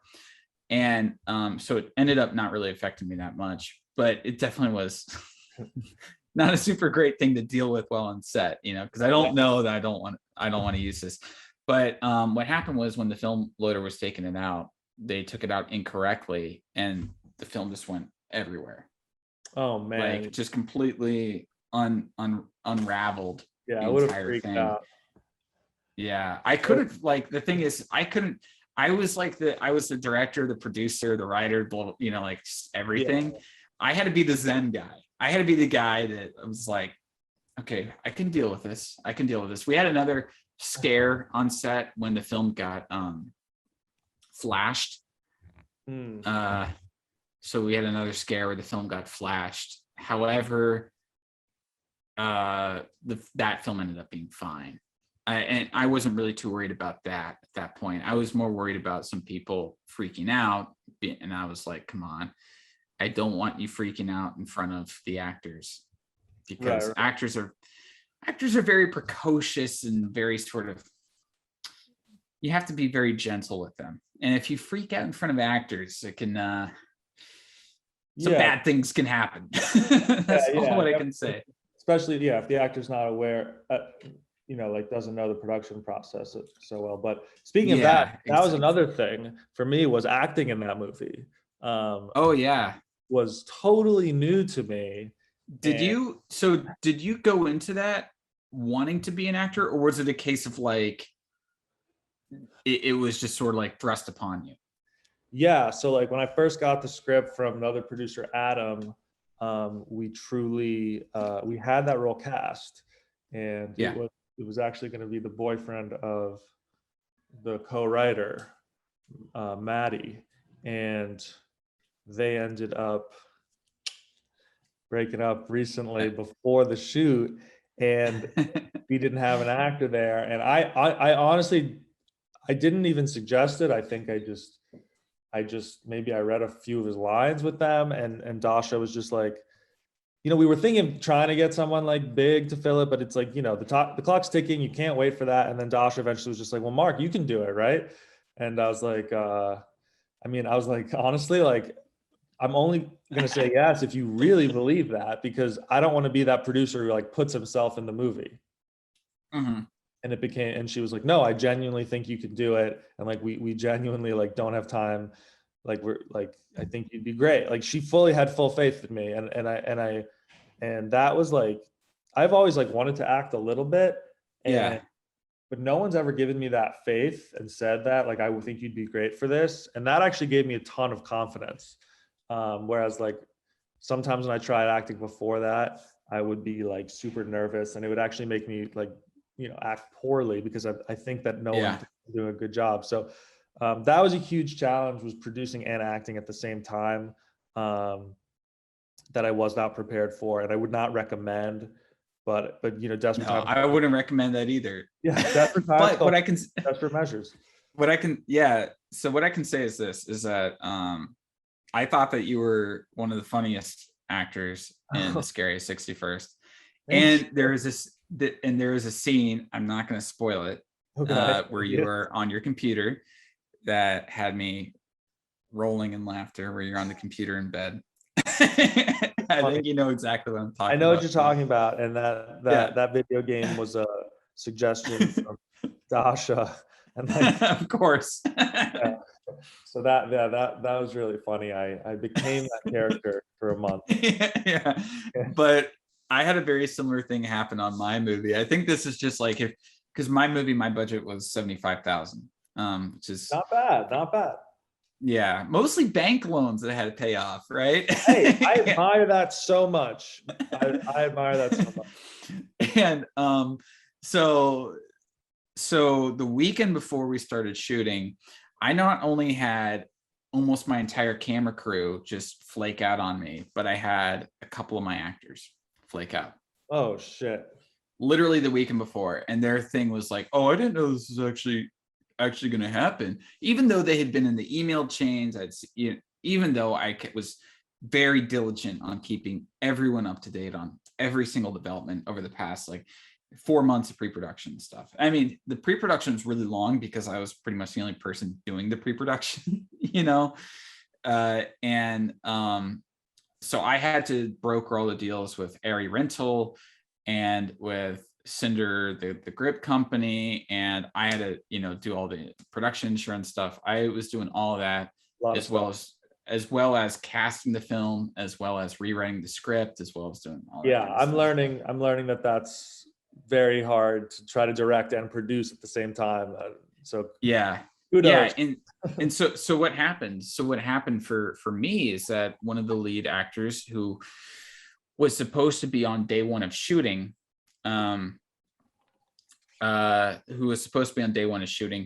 he dropped out that Saturday while my cinematographer and I were up in Atlanta getting all the equipment, because we shot this in Florida, but you have to get all your stuff from Atlanta.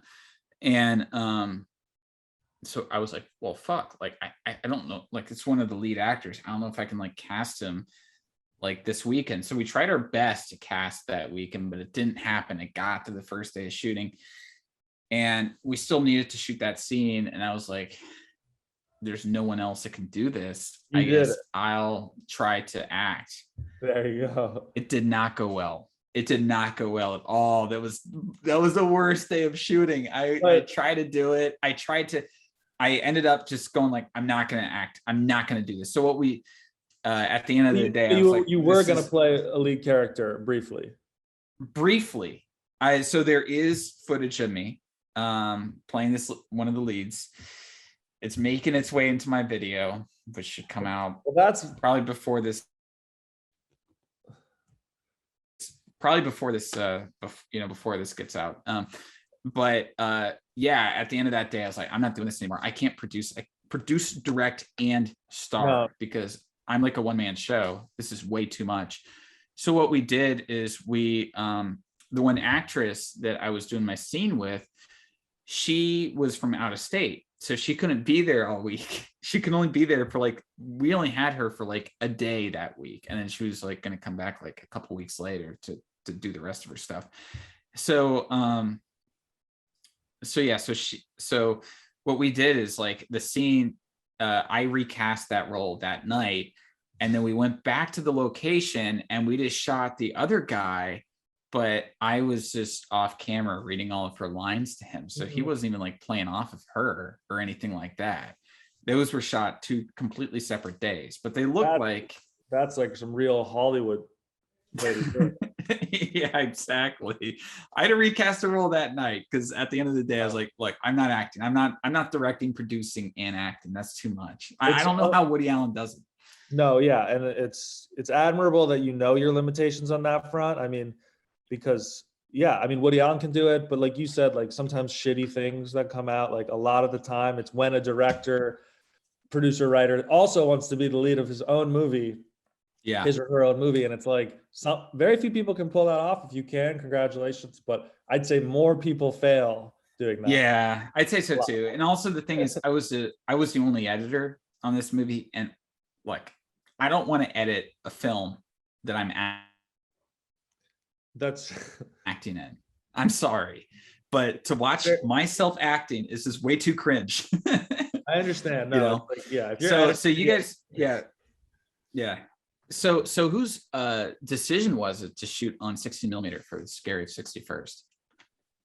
That was a decision that came with the script from Dasha and Maddie, and we embraced that at first, and we pretty much always embraced that. There was a brief moment where an investor was giving us a little pressure to do it on digital, and we decided to, you know, explore that, but then it just became clear that it had to be part of the film's essence.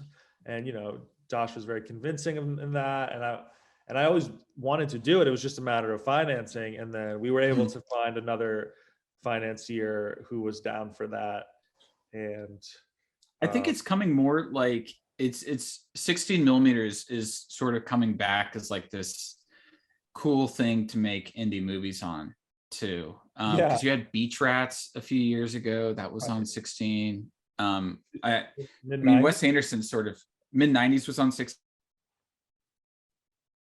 Moonrise Kingdom was on 16.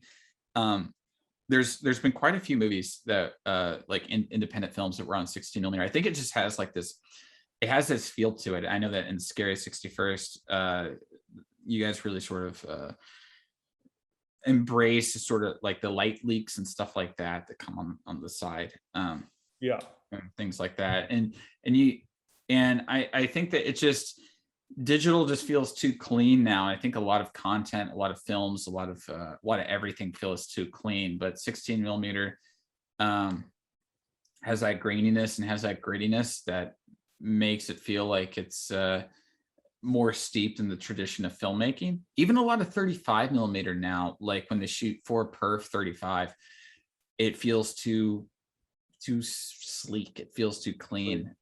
You know, right? Like if you're gonna go film, I think like, I mean, 35 is cool. Don't get me wrong, but like if you're gonna go film, 16 is the one you notice it on. That's it's the one that gives it a look. And yeah, because when you get to 35, you can, if you're doing for perf, 35 millimeter film now, this is something that a lot of people don't really understand about celluloid film, is that the science behind celluloid film has gotten a lot better as time goes on. And so the quality of film now is so much higher than the quality of film 10 years ago, 20 years ago. And it's so much sharper and it's so much cleaner. And so like M. Night Shyamalan's Old was shot on film. I don't know if I could really tell you. It's almost bad that the quality's getting better. They should keep it. Exactly. And so you had Paul Thomas Anderson with Phantom Thread actually blow his film up to 70 millimeter just to increase the grain. Just, you know, because he was like, it's too clean. Like 35 is too clean now. I have to like just take this, blow it up, and then basically shrink it back down to 35 just to kind of bring the grain out. And with 16 and then with 2 perf 35, and that's why I know the Safdie brothers, like Good Time was on 2 perf. I think Heaven Knows What was on 16. And I know a lot of what Sean Price Williams shoots is on 16. All that Alex Ross Perry. He was going to shoot our movie, Sean Price Williams. Oh, really? That was like part of the package, and then he sort of bowed out. I'll just leave it at that. And I heard Hunter Zimney, who was amazing. Yeah, I heard Sean is a little bit curmudgeonly. That's what I've I heard. guess I would say that if only he had answered enough of my emails for me to make a personality judgment on how he was. I've just heard this from He's a people who, ghost to me. I've really, yeah. he was like, who is this producer? He literally was like, who the fuck is this producer emailing me? And I'm like, okay, this guy is, I don't know, like, whatever. He's not into it. He's not into what's going on. Yeah. Yeah, no, but I know that he shoots all of Alex Ross Perry's films, and all of those films are, except for Her Smell, which was shot 2 perf. All of his films are on 16, and I do like the look of it. I think it's coming back too, because I don't know if this was the same for you, but I was budgeting out for my movie, and it honestly would have cost the same to shoot on an Alexa, with getting the full Alexa package for me, at least. Yeah, honestly, like, that's great, because that's what we were hoping, and we got some advice actually from Alex Ross Perry. Like, we got a budget from him. It's for an example, because I think Dasha knows him or something, and we were like, yeah, this is going to be the same amount of money. And I don't know, maybe we used a lab that was too like good or something, but it ended up being a lot. A lot more. A lot more, but again, that maybe we may have just like well, how many takes would you do of each shot? We went through somewhere in the 70 range of cans, like 70. Oh, okay. Well, that makes sense then. And we scanned them in 4K. I don't know if you scanned them in 4K or 2K. Yeah. Did you initially scan them in 4K, or was it like a proxy system that you did? The dailies they gave us were in 2K colored proxies, and then we later scanned them in 4K. Yeah, with the time code, right? Yeah, and like, oh, you mean like with the editor's edits? Yeah, like, so I worked with Color Lab, which we didn't end up doing that with the time code, no, and I forget why, but they had to scan. They ended up just scanning all the footage, because that's why it costs more. Yeah, you're right, and I forget why we couldn't do that other way, but yeah, I don't know why. Color Lab used to be called Movie Lab, and they do all the stuff for Alex Ross Perry. I know that because the guy that runs Color Lab, he was roommates with Sean Price Williams. So he does a lot of stuff with him. And what they did with me, they're great. They're in Rockville, Maryland. What they did with me is they would send me HD scans with the time code there. And so I actually edited the whole film just using these sort of like super compressed MP4 HD scans with time code. I made an EDL, sent that EDL to the lab, and they just did 4K scans of whatever made it into the final film. So right. that Honestly, saved me thousands of dollars. I have to look at my emails now, because now that you're saying it, I'm like, there must have been a reason we didn't do that. And because if there's not, then this is the face of someone realizing he could have saved $10,000. So I hope that's well, I mean, even if so, you'll just know it for next time. Yeah. Live and learn. And getting in is the guy's name that runs it is Scott, super nice guy, and Ryan is like his colorist and everything like that. They're just workhorses. And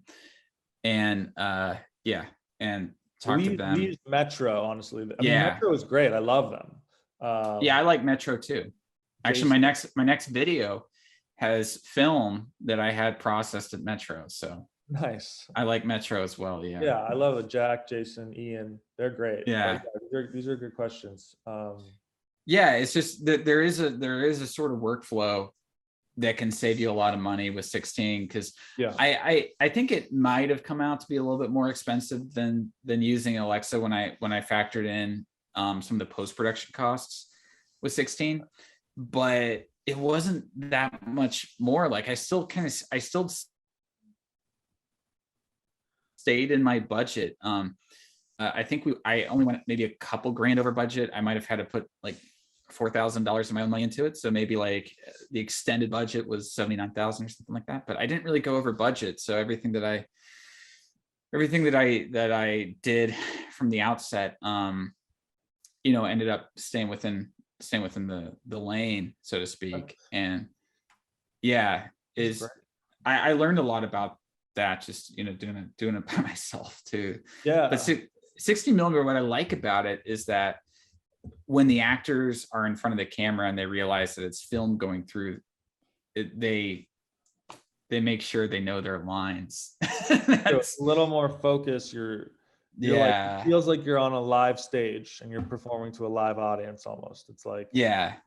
So as to sort of start wrapping things up, let's so you have a new short film out called Andronicus, which Oki and I just watched, and that's at the Fantasia Film Festival. And that stars Hollywood's most busiest actor, Eric Roberts. Yes, Eric, his wife Eliza. Yeah. It's his real wife, and Kimball Farley, who's also a collaborator on a lot of other things.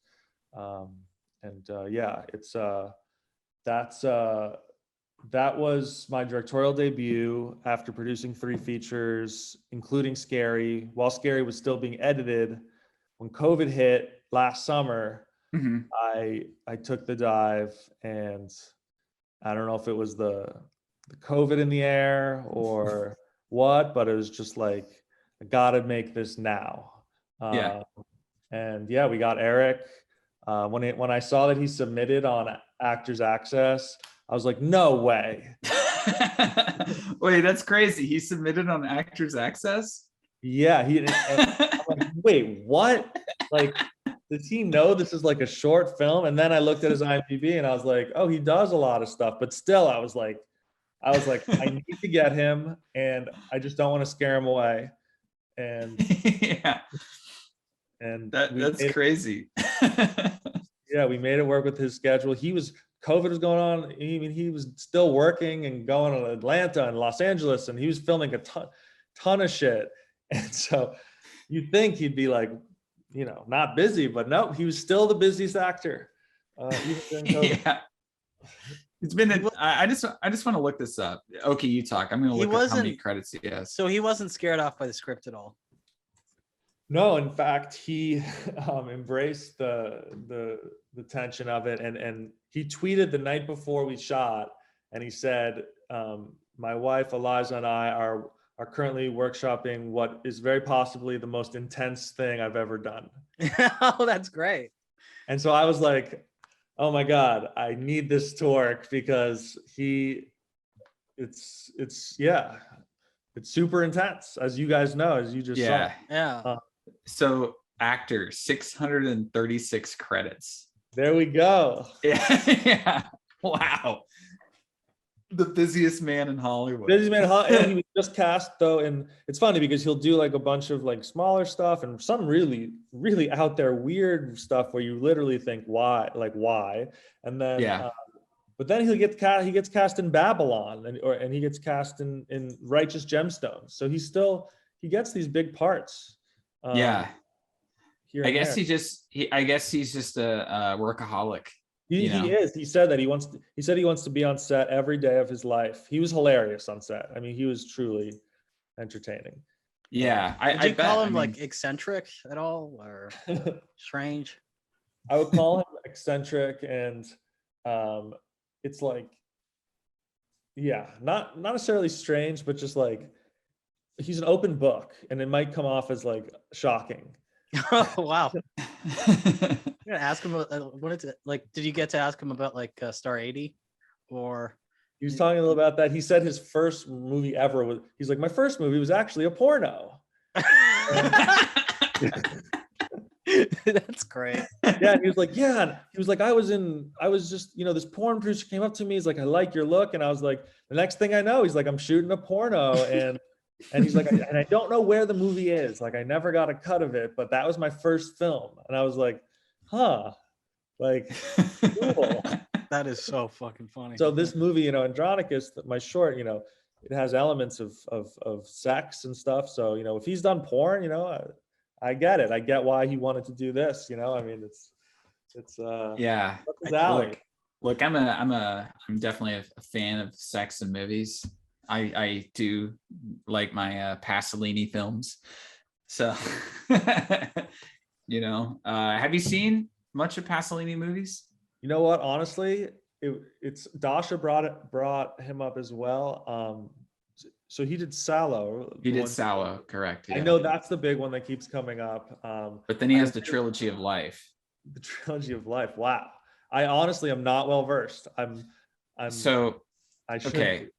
All right. So the Trilogy of Life is as easiest to get into. It's sex comedies, NC-17 rated sex comedies, but sex comedies nonetheless. That's amazing. So it's the Decameron, the Canterbury Tales, and Arabian Nights. So it's like taking place in like pre-modern societies. And I would say my favorite of theirs, I say that the quality of them goes just as the number goes. The Decameron's the best, and then the Canterbury Tales, and then Arabian Nights. But he also has another really interesting film called Teorema, and which is with Terrence Stamp, and that's a super interesting movie. I love Teorema. And he has a lot of these like mythical sort of things like Porcile, Oedipus Rex, things that a perverted Italian man would really be into, right? Maybe maybe he'll be like my new like spiritual mentor after I start watching. Yeah, and he was killed for making Sallow. He was killed. He was actually murdered. He was actually murdered for making Sallow by his country. Yeah. So maybe by his country.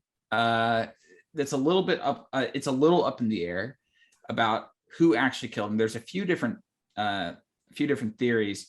It could have been someone. You have a video on this, don't you? I do have a video on this. I know, because I didn't watch it, but I saw it, and I should have watched it now. Yeah, so I do have a video on this. So it was either by the mafia or it's by the government, or possibly something else, because he was talking like Sallow was about the whole sort of fascism of global corporatism, essentially, is what he was speaking out against on that.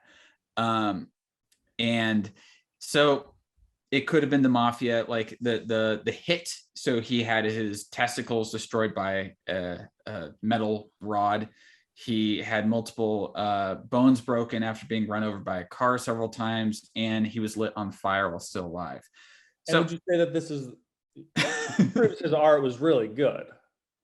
Well, it means the movie was great, right? If someone makes a review that bad, then the movie has to be great. The ultimate honor, someone trying to kill you, or someone offing themselves after watching it. Either one. Look, see, all the best movies result in violence. You got Sallow, Taxi Driver, Hinckley. I actually just had a voice as John Hinckley Jr. for another YouTuber.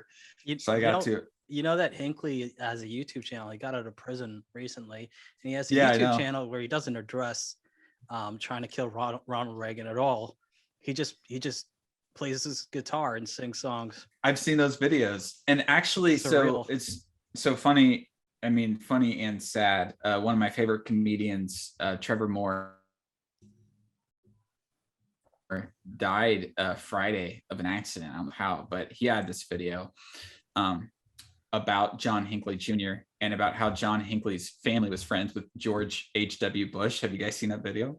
I don't know if I've seen that one, but I do love The Whitest Kids You Know, and I heard his passing is super sad. It's super sad, but he had this sketch where there's like this robotic dog talking to John Hinckley Jr. trying to get him to assassinate Ronald Reagan, and the person telling him to do it is George H.W. Bush, like through this like little speaker, and then it's just coming up with like facts, right? Like on the screen, it's like the Hinckley family was great friends with the Bush family. John Hinckley Jr.'s brother had dinner with George H.W. Bush the night after the assassination attempt. Weird. And like just kind of like putting that up there. And I was like, oh, it's kind of, and then it was like George H.W. Bush happened to be the head of the CIA, and it's like, okay. That really, yeah. I mean, I knew that, but I didn't know the connections. That was really funny, but yeah, super sad about the thing. But yeah, so with Sallow, would, we always have to bring up Sallow on this podcast. And I think with that, I'm going to go and see if there are any like questions. I put out the questions, I think, a little bit too late. So we'll see if maybe we get, I'm just scrolling down.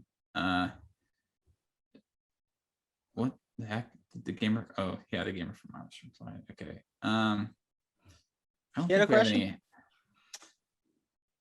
I don't know if we have any questions actually. Yeah, I think I put it out too late. I put it on Twitter where it just gets. Yeah. Well, I should have put it on my community tab. No worries. Yeah.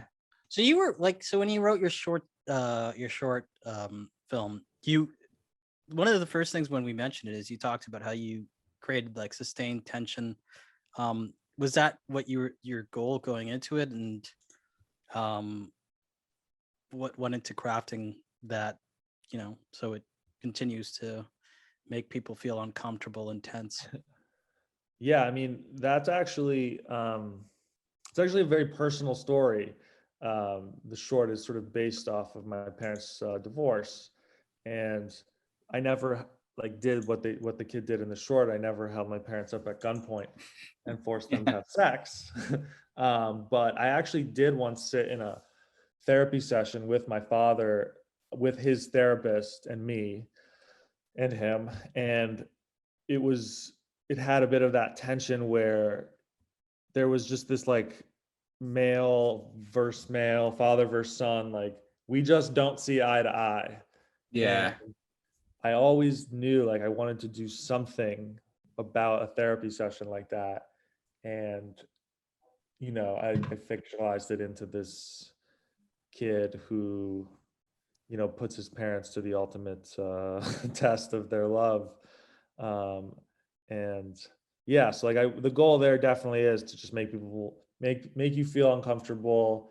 And, if someone is the child of a divorced family, to maybe empathize with the kid and see like how sad that is. And if the viewer is a father who's cheats on their wife, then probably you empathize with the father. So just either way, it's just like my goal there is to hopefully show the value of family and like what tearing it apart does to a child. Yeah, and divorces. I work in a pediatric clinic. What don't you do? Yeah. You work in a pediatric clinic, and you just shot and produced your own film, and you make YouTube videos. Do you have time? No, I don't. Well, I don't have to make it for me. I don't have to. I honestly like. I'm really that's the reason I haven't come out with this video. I meant to come out with it like 2 weeks ago, and it's just I don't know. It's just been I don't have time for anything. But you work with kids. But I work with kids. I see a lot of kids who are amazing, who are products of divorce, and so many psychological issues just from the divorce, especially fighting between the parents when the case is like how, and it's really sad to see, but the cases where the parents sort of weaponize their kids against the other parent, and it's always for selfish reasons. It's never taking the kids into it's never thinking about the child's well-being. When that happens so much, it's just super sad. And you see these kids acting out, you see these kids sort of going down paths that might not be good. And see, my mom is a pediatrician. I work at her clinic, and so there's a lot of these kids where I've known them since they were babies, because when I was in school, I would hang out at the clinic after school to do my homework and stuff.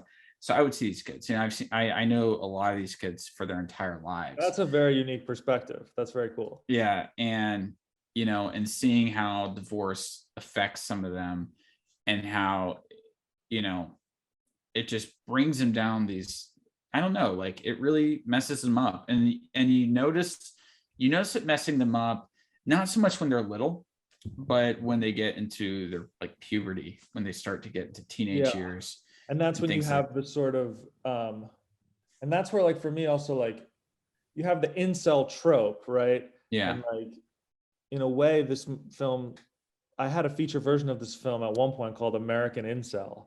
And the idea was sort of literally me. All right. Well, then, you could wow, take this that. guy is literally me. If you make that, you're gonna have 4chan just like all over it, being like, wow, he's literally me. Base. I do think that if there was a good version, like there needs to be. There was this movie we reviewed on this podcast called Cuck, which wasn't good. But that if someone actually understood what goes into that beyond just like, you know, what the Guardian or, you know, the New York Times was written about that subculture, like if they actually get into the trenches and understand that would be like crazy. That would be like American Psycho or like Nightcrawler. That would be the next like the Taxi Driver of the internet age. And you got to do a much better job than Alex Lee Moyer with her documentary TFW No GF. That wasn't good. Like, let's do Incel. Let's make it. He'll produce it with me. Yeah. I can literally be it. Okay. I can be, I know how to be an incel. He's literally me. Actually, my friend Monkey. So I host I co-host a podcast called Is It Kino with Monkey Jones.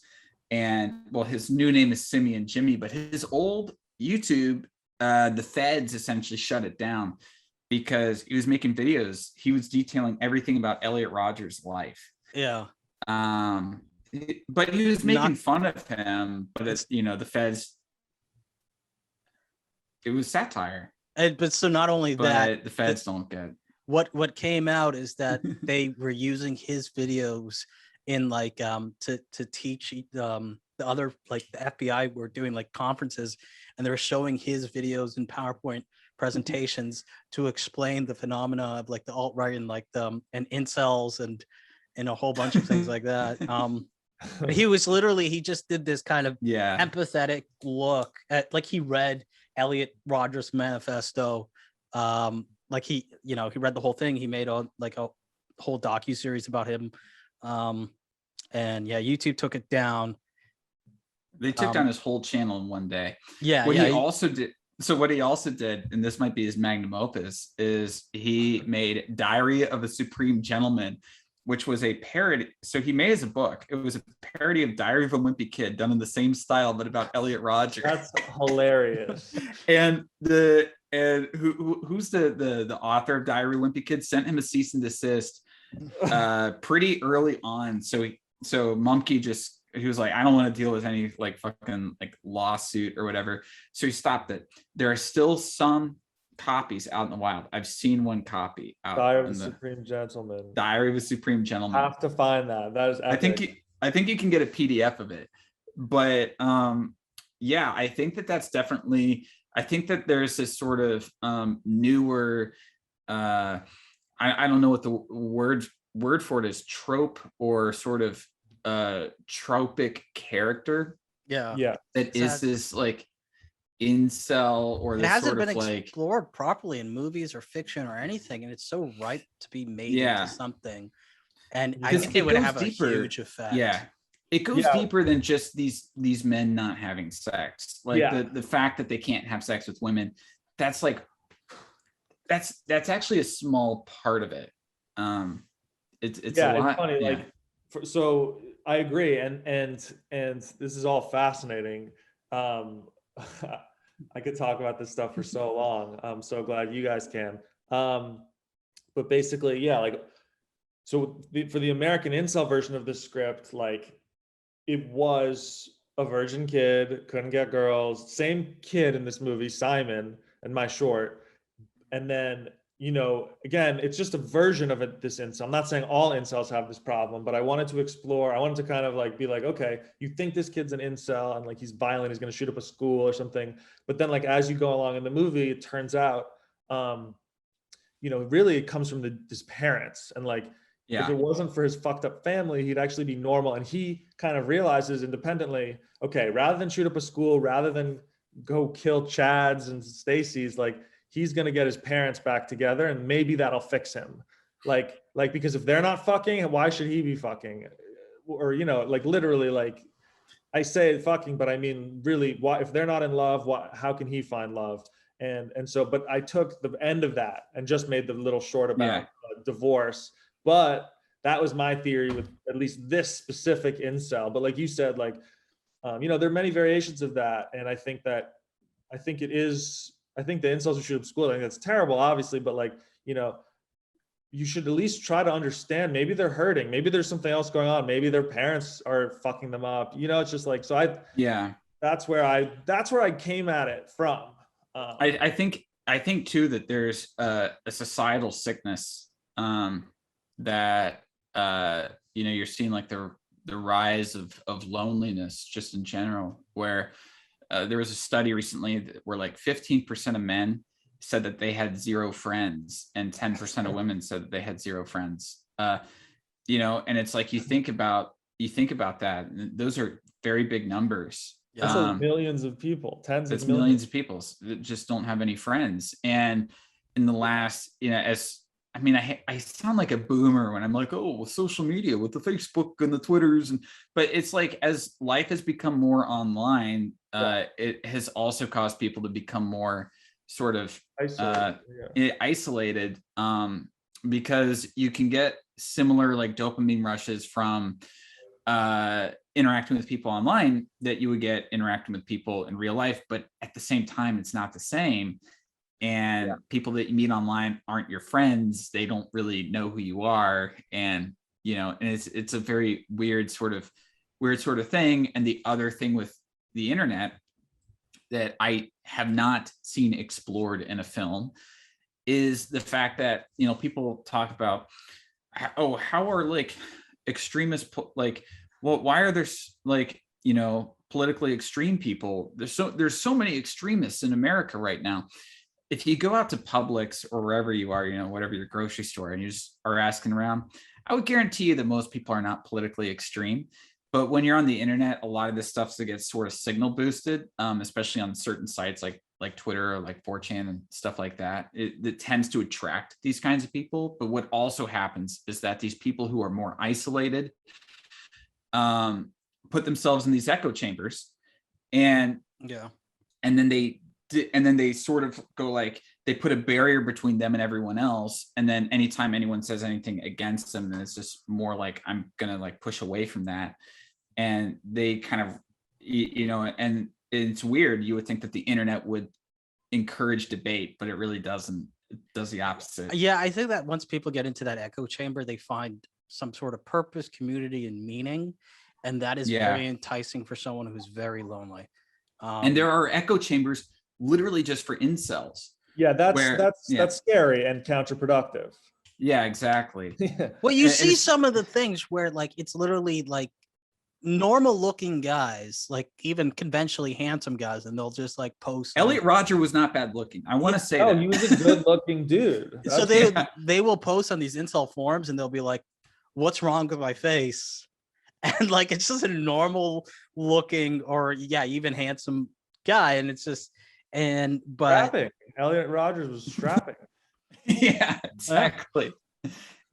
And actually the other incels will hate them because they're like, you're not as ugly as I am, you know, and you have like this tribal warfare within the incels of like, who's uglier than who's the real incel. And also like what we were talking about on a Kinokast not long ago, the fake cells versus the true cells. Have you heard of this, Mark? Do you know what a fake cell? Okay, so so a fake cell is an incel or a vol cell who has either like kissed a girl before, right? Or maybe who has had sex or something like that. They've had some sort of intimate. So they're a fake cell. They're a fake cell. They're just in a route.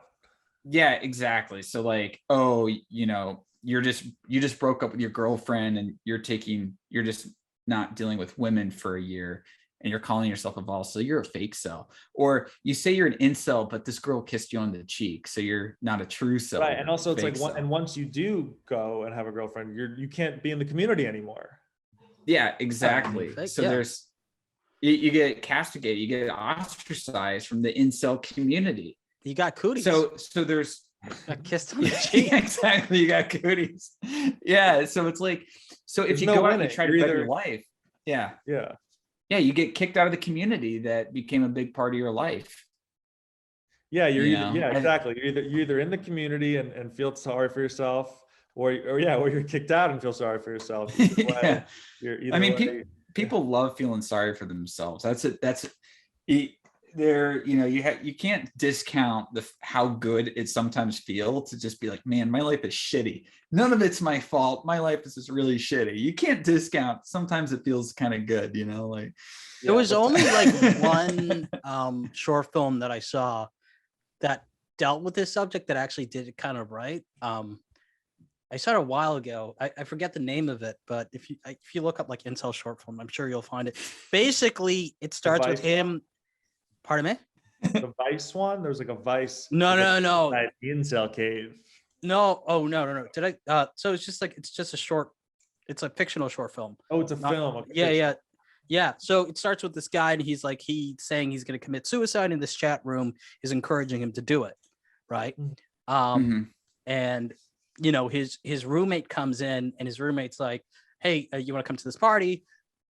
There's a whole bunch that happens in it, but eventually he decides not to kill himself, and he decides to go to the party. But the journey throughout like that 10 minutes it's actually compelling, and it feels like honest and real in a way that a lot of these, like something like Cuck 2019 just feels like.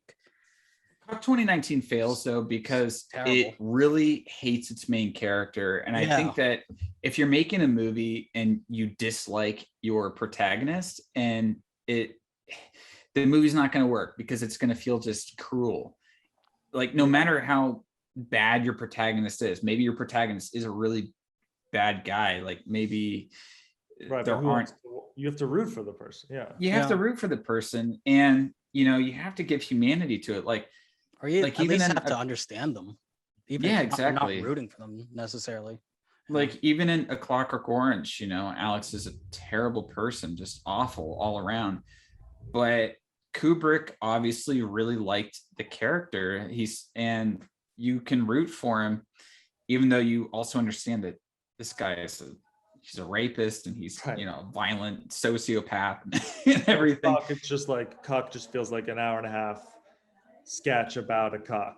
It feels like someone who is like a very mainstream liberal, like CNN compulsive CNN watcher, which sounds like a pejorative. I don't know if you're trying to say it like a pejorative, but it just seems like a very like simplistic take on something, and they're just like, I hate Donald Trump, I hate this, like the alt-right on the internet, I hate all of these people, and this is my takedown of this type of person that I've imagined in my mind that doesn't necessarily exist. It's just it's like the new movie Karen.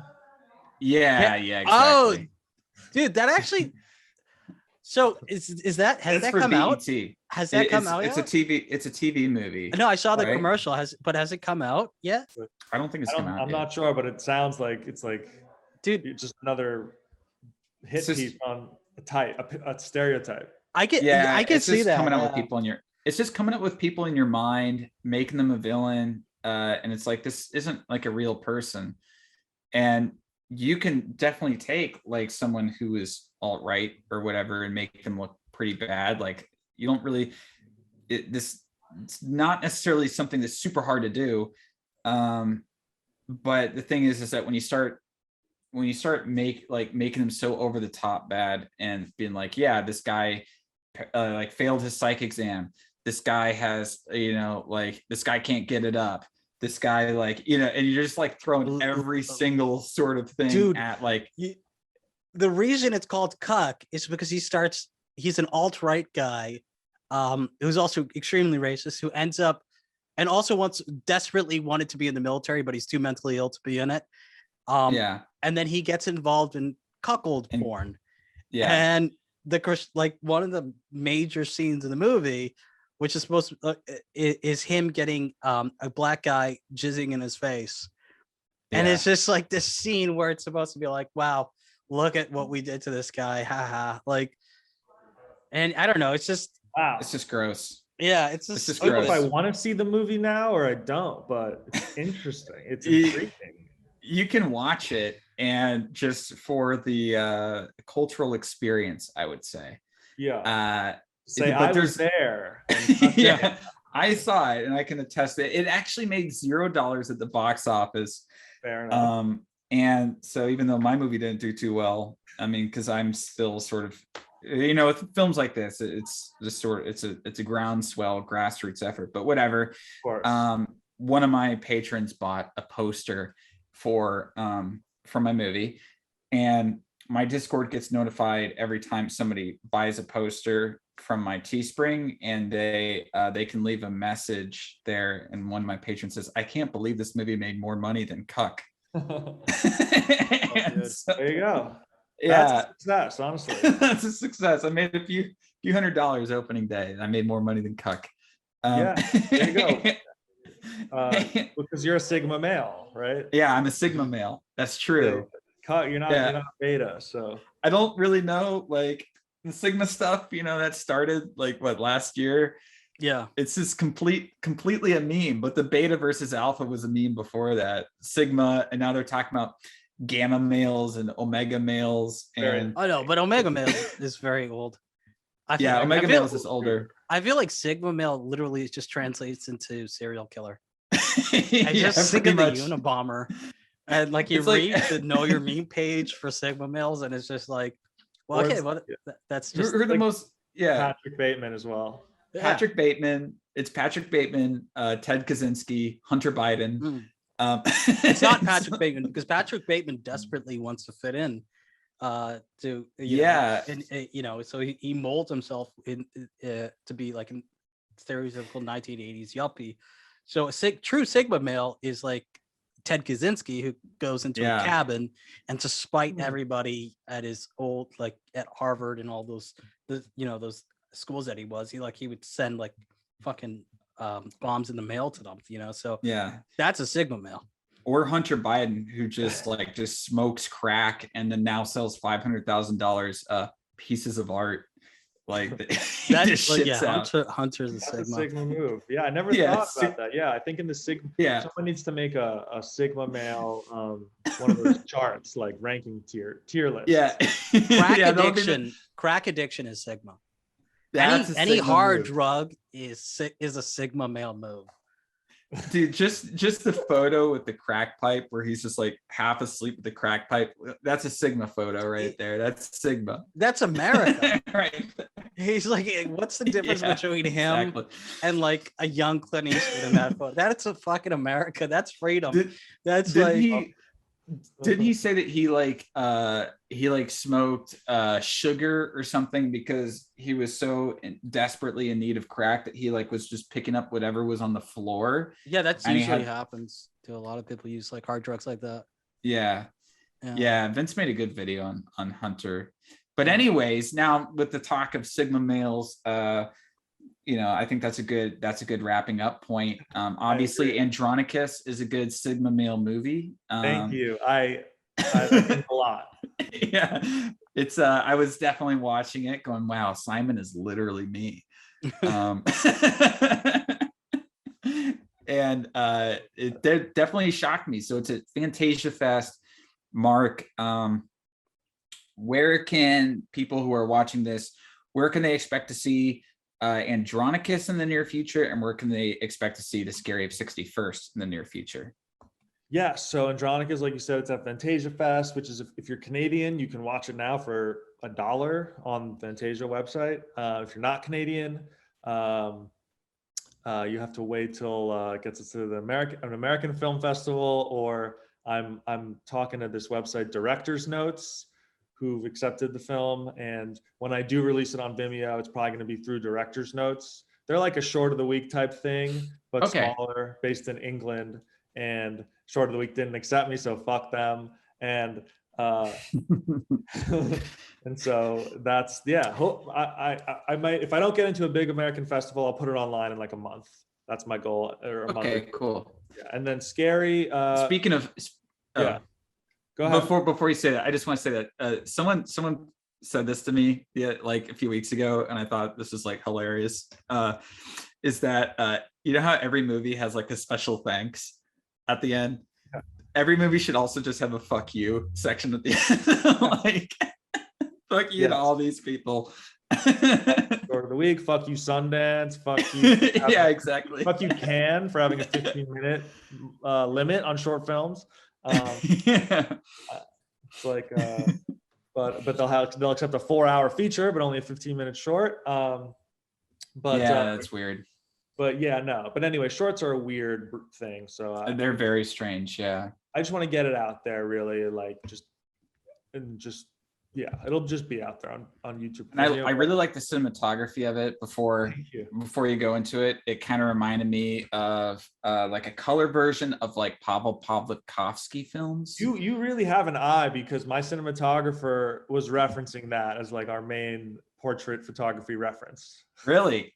Yeah. Wow, So I feel good now. you're like spot on, and like we were even considering black and white. So yeah, wow. So yeah, you're spot on there.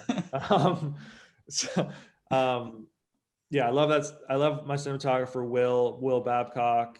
He did Pledge as well, and yeah. And one last question: what camera did you use for that? Was that an Arri? So we were blessed with a good rate on an Arri Alexa LS Mini.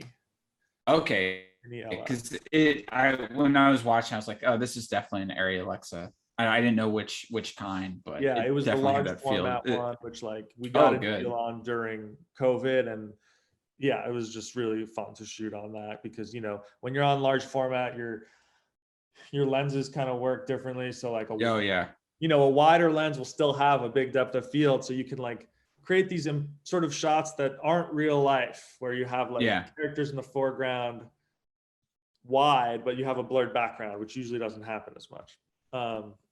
Yeah, it's definitely a very cool look, and the 4:3 aspect ratio definitely helped for that. And the Pawlikowski, and the Pawlikowski references, to me, it stood out because of the lighting and because of just the composition, having the character sort of in the corner of the frames and things like that, and having a great eye for all. Yeah.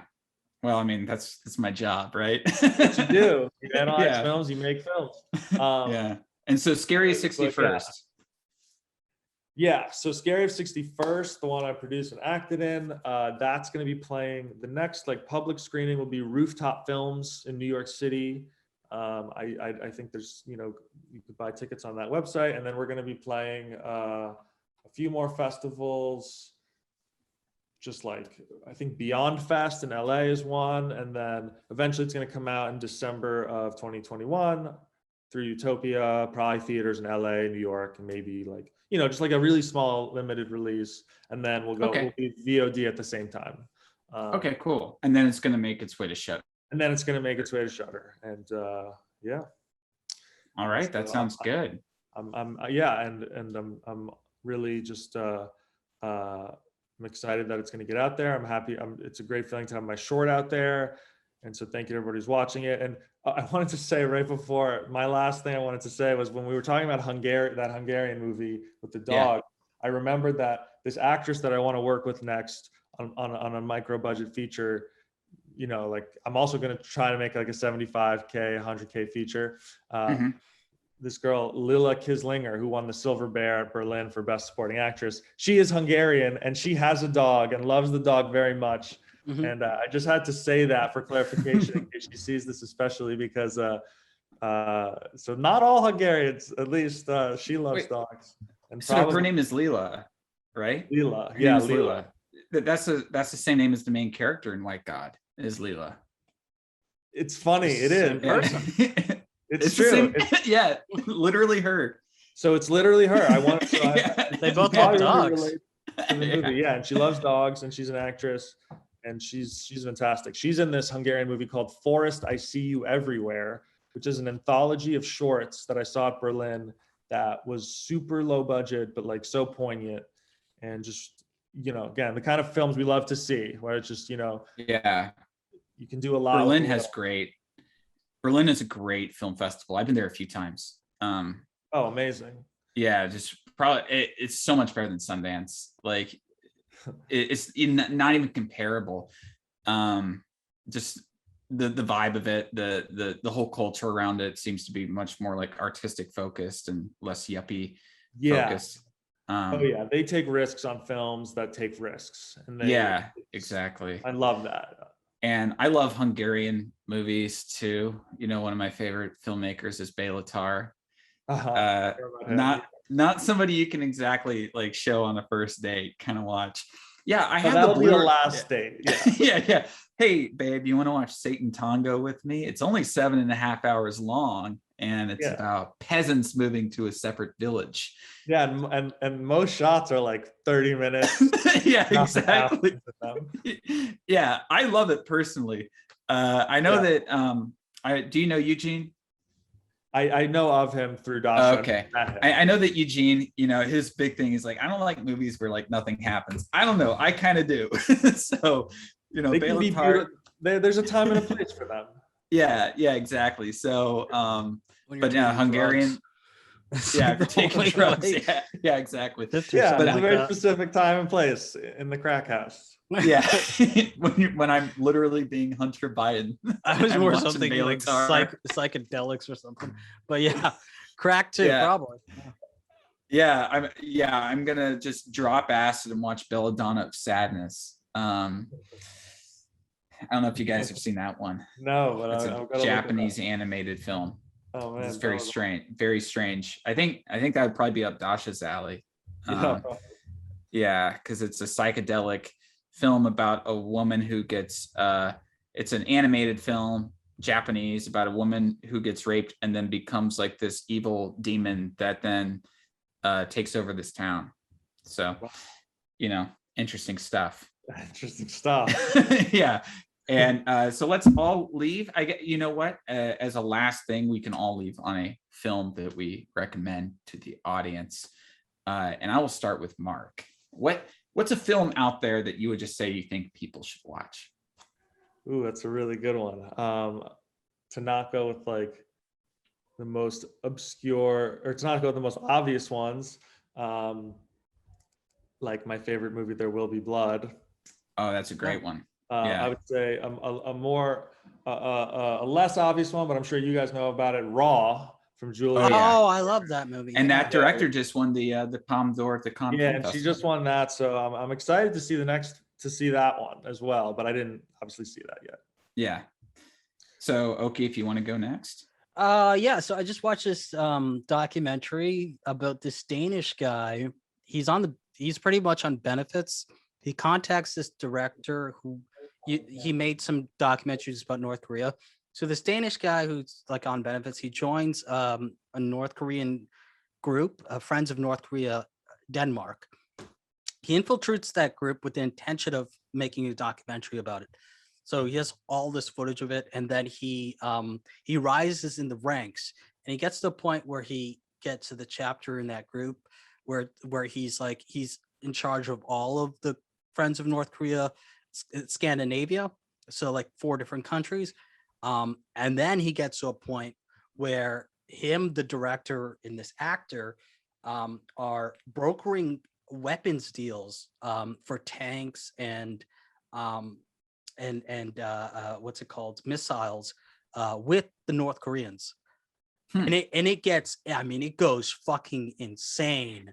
The places that they go to, where the guy who's pretty much acting like this money man that, you know, the director set all this up, he gets to a point where he starts brokering a deal with this country in Africa where they're like, yeah, you can buy this island. And his intention, and he said this with the North Koreans, that he's going to just like, they're going to build weapons there, you know, like they're going to build missiles and tanks there. And it gets to this, like, it goes so far. It's the craziest documentary I've ever seen in my life. What's it called again? So it is called The Mole Infiltrating North Korea. It's on Netflix, right? No, it's only on BBC. It's like on BBC, and then it's on this. So you probably need a VPN if you're going to watch it that way. But the easiest way to watch it is just the the old pirate method. Just go on the Pirate Bay, because that's literally, unless you live in England or like Scandinavian country, you can't watch it. So the BBC put it out as a 2-part series, but I don't think it was made with the intention to be like a television series or whatever. It was just made. This guy? Yeah, that's the one. Yeah. So the whole thing lasted for like 11 years. By the time that he got to the point where he's like becomes an international arms trader. That's insane. It is fucking insane, dude. It's gonna be a real movie. They'll probably option it. I hope so. Like, for some reason, it's just like it went under the radar. Happens. Yeah, that always happens, because that happened to Herzog. A few of his documentaries got made into actual films. Like Rescue Dawn was Little Dieter Needs to Fly initially. Oh yeah. Yeah. So anyways, I guess I'll end this with a movie recommendation. I brought up Pavel Pawlikowski a little bit earlier, but you know what? I was going to recommend Cold War, but I think I'm going to go and recommend a movie that I really like that I just don't know if I can make a video about, by Michael Haneke, The Piano Teacher. Oh yeah, I love that one. Love The Piano Teacher. That's on my next watch list. I love it so much. It's the ultimate femcel film. So it's a good mix. You know what? I like having a bit of like fucked up characters and sex and some weird violence in movies. And look, Piano Teacher has all three. So you can't go wrong, especially with the kind of Michael Haneke neo-Bressonian feeling that he has in his films. He's definitely sort of the person he like watched Bresson and was like, I want to be just like him, so like if you watch his older films like The Seventh Continent and Benny's Video, it feels just like he's copying Bresson. But so fuck that movie, but it's like an extremely sexy movie at the same time. The Piano Teacher, yeah, it's a very sexy movie, but it's also a very messed up film too. Yeah, so I'm gonna watch that, dude. Yeah, you have to watch it as soon as possible. It's I'll let you know how they are. Yeah. And actually, I followed you on Twitter, so. Oh, sweet. Yeah, I saw some notification.